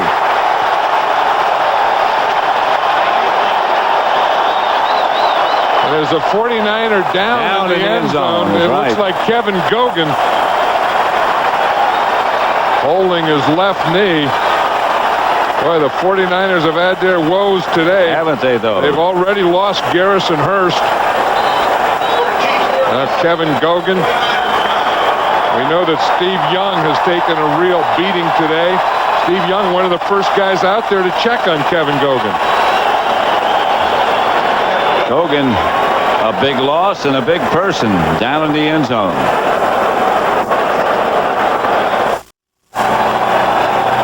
Watch Kevin Gogan. He was the injured 49er. He's right here. And it looks like he just hyperextends his knee because he doesn't really get hit or anything. It's right there. When he put his left foot down, you could just kind of see his knee buckle. Yep. That's exactly when it happened. And you can tell how popular Kevin Gogan is because there must have been 10 49er players ran out on the field and stood around him while they were working on him. Safety for Kansas City. And Tommy Thompson will punt it to Vanover from the 20.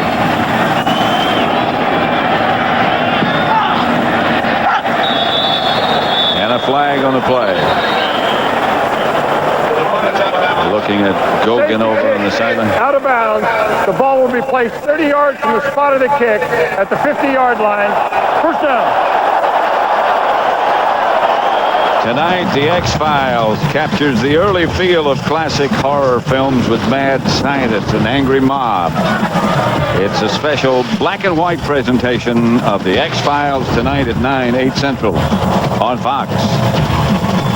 He's on that. We come back and we're in black and white. What the heck happened? We got knocked right out of color into black and white. You never know who's running this thing. At midfield. What happened after the safety, the 49ers fouled up their free kick. They had a free kick, and then it went out of bounds. So now it's 30 yards from the free kick position. So the Kansas City Chiefs start on the 50. Donnell Bennett. Now we finally got control back. Got it back from the X-Files. Yeah, well, there was that deal when you get too far forward, taking a couple steps back. The X-Files did, and we got too far forward, so we took a couple steps back. Throwback. Today's game is being produced by Bob Stenner and directed by Sandy Grossman. Associate Directors Mike Roy, Broadcast Associates Fran Morrison and Charles McDonald, Technical Producer Bob Muller. Studio is produced by Scott Ackerson, directed by Bob Levy. Senior Producers Bill Brown. And the Executive Producers of Fox Sports are Ed Gorin and David Hill. Handoff is to Greg Hill.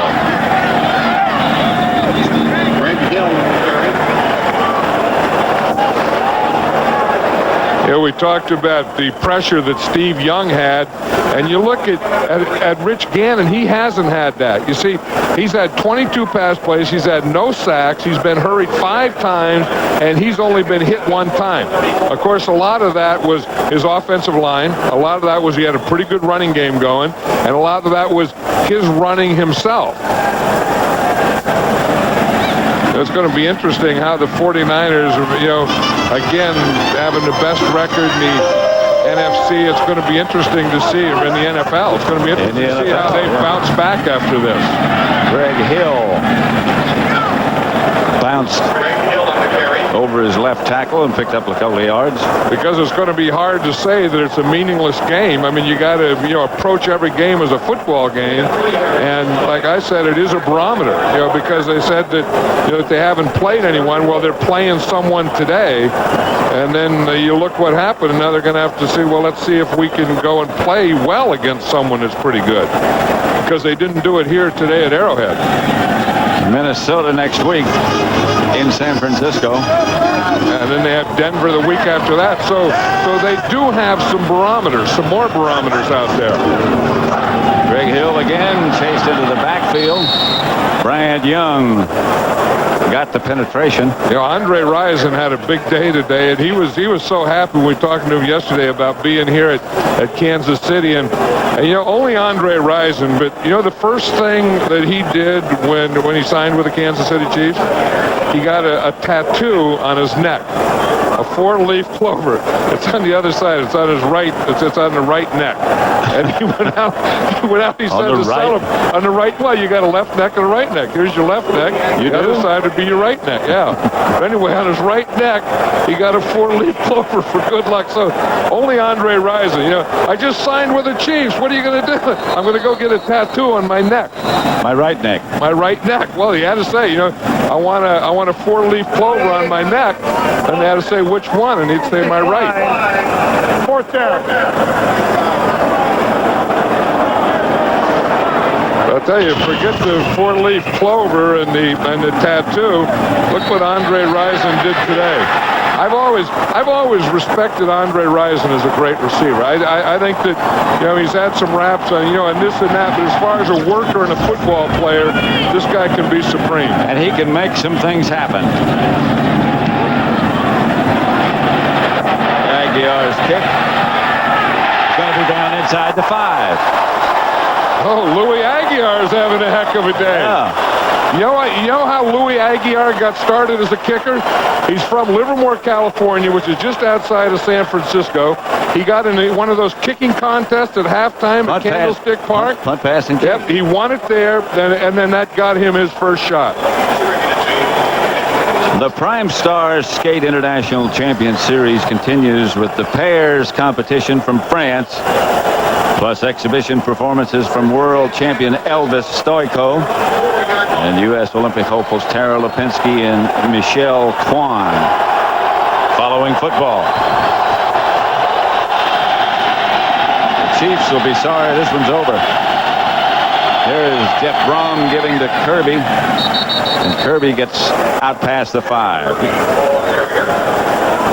As you thought when we looked at the replay, Kevin Gogan has a hyperextended left knee, will not return. Milstead has taken his place.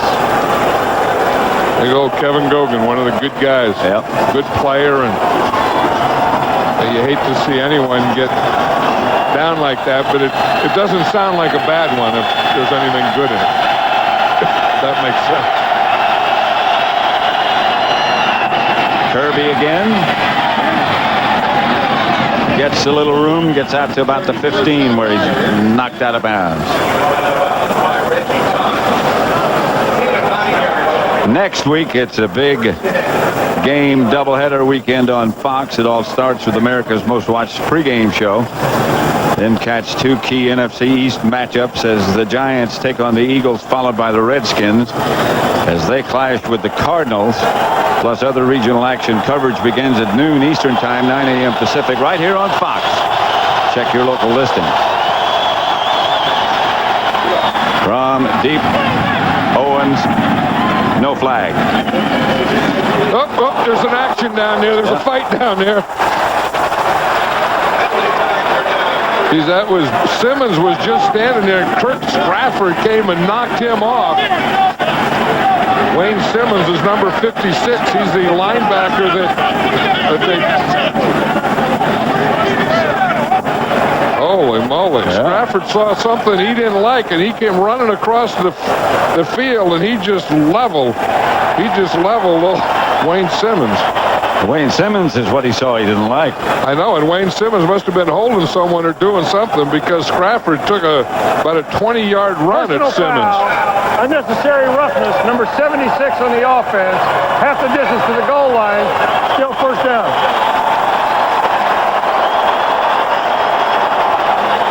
That took place well after Kirby had run the ball out of bounds and gotten the first down. So it'll still be first down. The offensive linemen, they keep a watch on stuff. Oh, yeah. And they're always looking and seeing what's going on, and feeling. And then when they see something they don't like, then boom, they take off to protect their guys, and that's what Strafford did. Jeff Brom, the quarterback. Pass is picked off. Mark McMillan with a dive into the end zone, and the Chiefs add to their lead. Little 5'7", 148-pound Mark McMillan. He got a jump on that one, got that interception, and dove into the end zone. Look at him. He's getting himself all pumped up. All his life he's been told he's too small. He's got a ways to go to get pumped up. No, but they told him he was too small in high school, too small in junior college, too small at Alabama, too small for the pros. So anytime he ever makes a play, he gives that thing. I'll show you how small I am.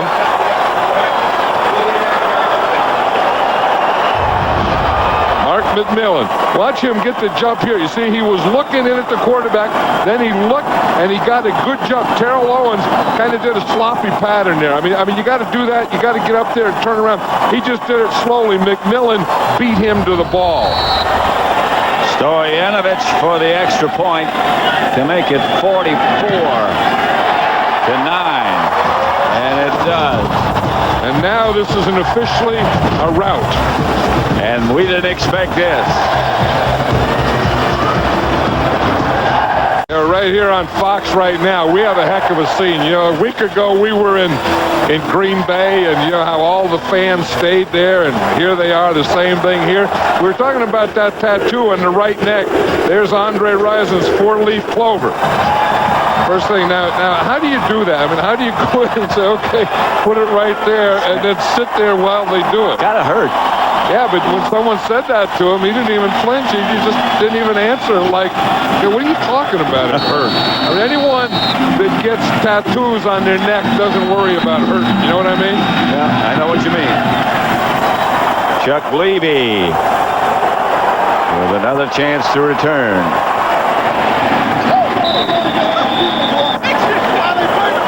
Dana Hughes knocked him out of bounds. Some barbecue outside, and they do a number here. Yeah, they're the best. I mean, when you think of Kansas City, you think of the Chiefs and you think of barbecue, and you think of barbecue ribs, and they got it. I mean, they got big old meats, they got burgers. You don't handle that with your hands now. You get a fork. Oh, yeah. No, I mean, the linemen handle it with their hands. That was a lineman cooking barbecue? Yeah, a special brush there. They got the band out there. They're celebrating. They got everything going here. In fact, talking about barbecue, Otis Taylor, remember the great wide receiver for the Kansas City Chiefs? He brought us some barbecue up here in the booth. Big tray. Good-looking tray. Thanks, Otis. Yeah, we did a job on that at halftime, huh? Terry Kirby. Both teams, as clearly as Kansas City has dominated the 49ers, their challenges are not over. They've got Minnesota, then they've got Denver on a Monday night, and then they close at Seattle. And Seattle can be tough. I mean, Seattle, with the way Warren Moon's playing, that's not an easy deal. This one, a little bit more on the easy side for Kansas City. Oakland at San Diego and New Orleans. You never know, though. I don't think Marty Schottenheimer is going to let this group have a letdown now, because they can still win the division. The ball's on the ground. His arm, I believe, was going forward, but no. That was a fumble. He was trying to avoid one of the tacklers. Yeah, you see, he starts on a waggle, so he's running out there, and his arm was going forward at first, and then he brought it back. He stopped it and brought it back and really never got control of it when he gets hit. But as you see, he backs it, brings it back, then he starts to put it up again, and he just gets leveled. And they have brought some pressure today on the 49er quarterbacks. Steve Young first, and now Jeff Brom. Old McDaniel put him flat on his back. There's Big Joe Phillips. Big Joe Phillips, an amazing guy, a nose tackle who is also a lawyer. Passed his bar in California and in Missouri. And has a wife who's a lawyer. Greg Hill.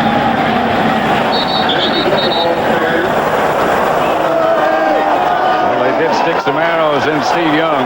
Yeah, we were talking in the pregame show about how, you know, this was going to be the big matchup, and how it was going to be these three guys in here against these two. And I'll have to say that these three guys won, because if you look, 19 rushes inside for 67 yards and 1 touchdown.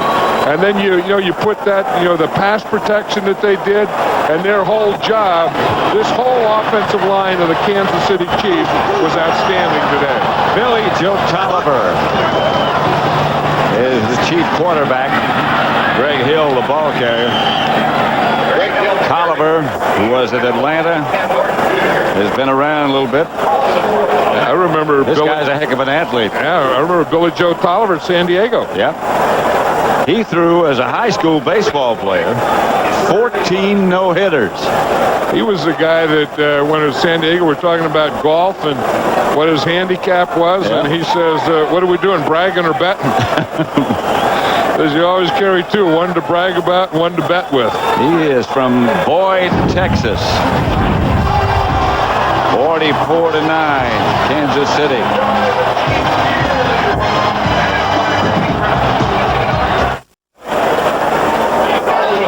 (44-9). Steve Young talking with Terrell Owens.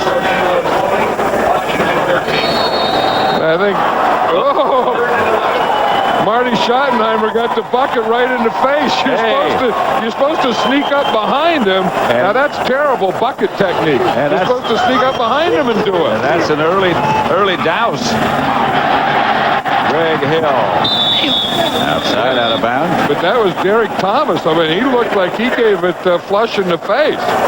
Well, man, they got to work on that. I mean, if they're going to win championship games and go to Super Bowls and stuff, they got to work on their bucket throwing on, because they didn't get anything in the back. They got a little in the ears. That's good. You know, in the face, they got the glasses. Yeah. But you got to get the back and down the neck and stuff like that. I wonder if Marty just turned into it. I wonder if Derek Thomas was trying to sneak up behind them. Did they start that? Did you ever get a douse like that? No, they never had buckets like that when I was coaching. They just an old regular bucket. Yeah. It was the Giants is the first ones I remember doing with Parcells. Yeah. Now, we didn't have a Gatorade barrel or anything like that. We had a dipper and a bucket. Yeah, but Derek Thomas, that was a poor one. I mean, that was. What it was is the technique was bad, but it probably started with poor organization. Probably didn't put a lot of time in on his organization. A throw like that would have to start with poor organization. Yeah, but he played a heck of a game today. Didn't he, Derek Thomas? The 49ers couldn't block him. I mean, there was no way, and they really didn't. They didn't put a double. They didn't put a back on him, and those kinds of things. But he was just too good and too quick for him. And Derek Thomas is one of the dominating defensive players in this league when he's healthy. Jeff Brom gives to Kirby. Do you think that conceivably the 49ers weren't aware of how good Derek Thomas is? Well, they had to be aware. I don't know that they thought he was fully healthy.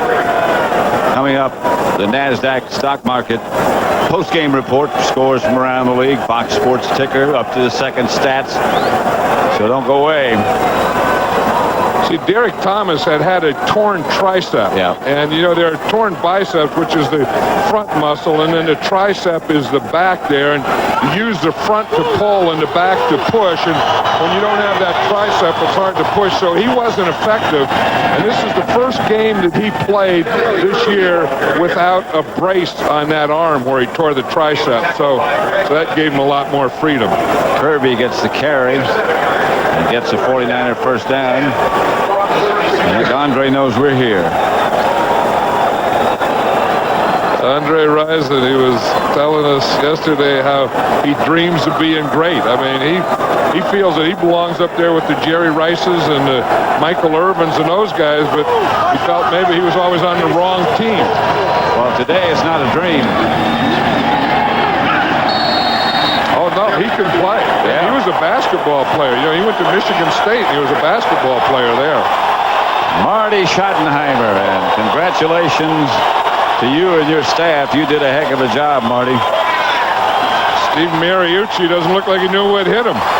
Let's go right down now to Pam Oliver. All right, with Derek Thomas, we hear so much about the 49ers defense, not today. Well, we read an article in the New York Times this week that said that Derek Thomas and his defense could not play San Francisco's defense. But, the heart and the souls of the guys on my defense, they showed up today. Tell me how you were able to get so much pressure on Steve Young today. We're talking 4 sacks, 14 hurry. I'm in my house, There's no question what happens when you're in my house. You said yesterday that nobody in the locker room is intimidated by the San Francisco 49ers. Well, I think we showed that today. We went out and took the fight to them, and as a result, the score was 44-9. It was. Thank you. We're going to talk to your roommate here. Brief roommate anyway. Andre, tell me about this game today. What do you think about the way your offense came out and performed? Well, coming into the game, we knew we were playing a great defense. San Francisco 49ers have a great team, and we knew our backs would be up against the wall, but we believe in ourselves, and we believe in what we do, and that's what we did today. You said you've dreamed that you were always one of the best receivers in the game. Is that what you showed the world today? to some degree? Well, I got a glimpse of the world's, greatest, and that's Jerry Rice. And hopefully one day I'll be mentioning the same name he is. All right, we'll check out that CD next summer, too. Let's go back up to Pat. 33, baby! All right, fam. This play of the game is brought to you by Energizer. Gonzalez, the only man rushing, by the way, blocked this punt. And this really took the game away from the 49ers. Not only did he block it, but he blocked it with one hand. The final score here at Arrowhead Stadium is Kansas City 44, San Francisco 9. Coming up on the NASDAQ postgame report, we'll get you up to date on all the scores from around the league. Also, our Fox Sports ticker will have up to the second stats. That's all next on the NASDAQ postgame report.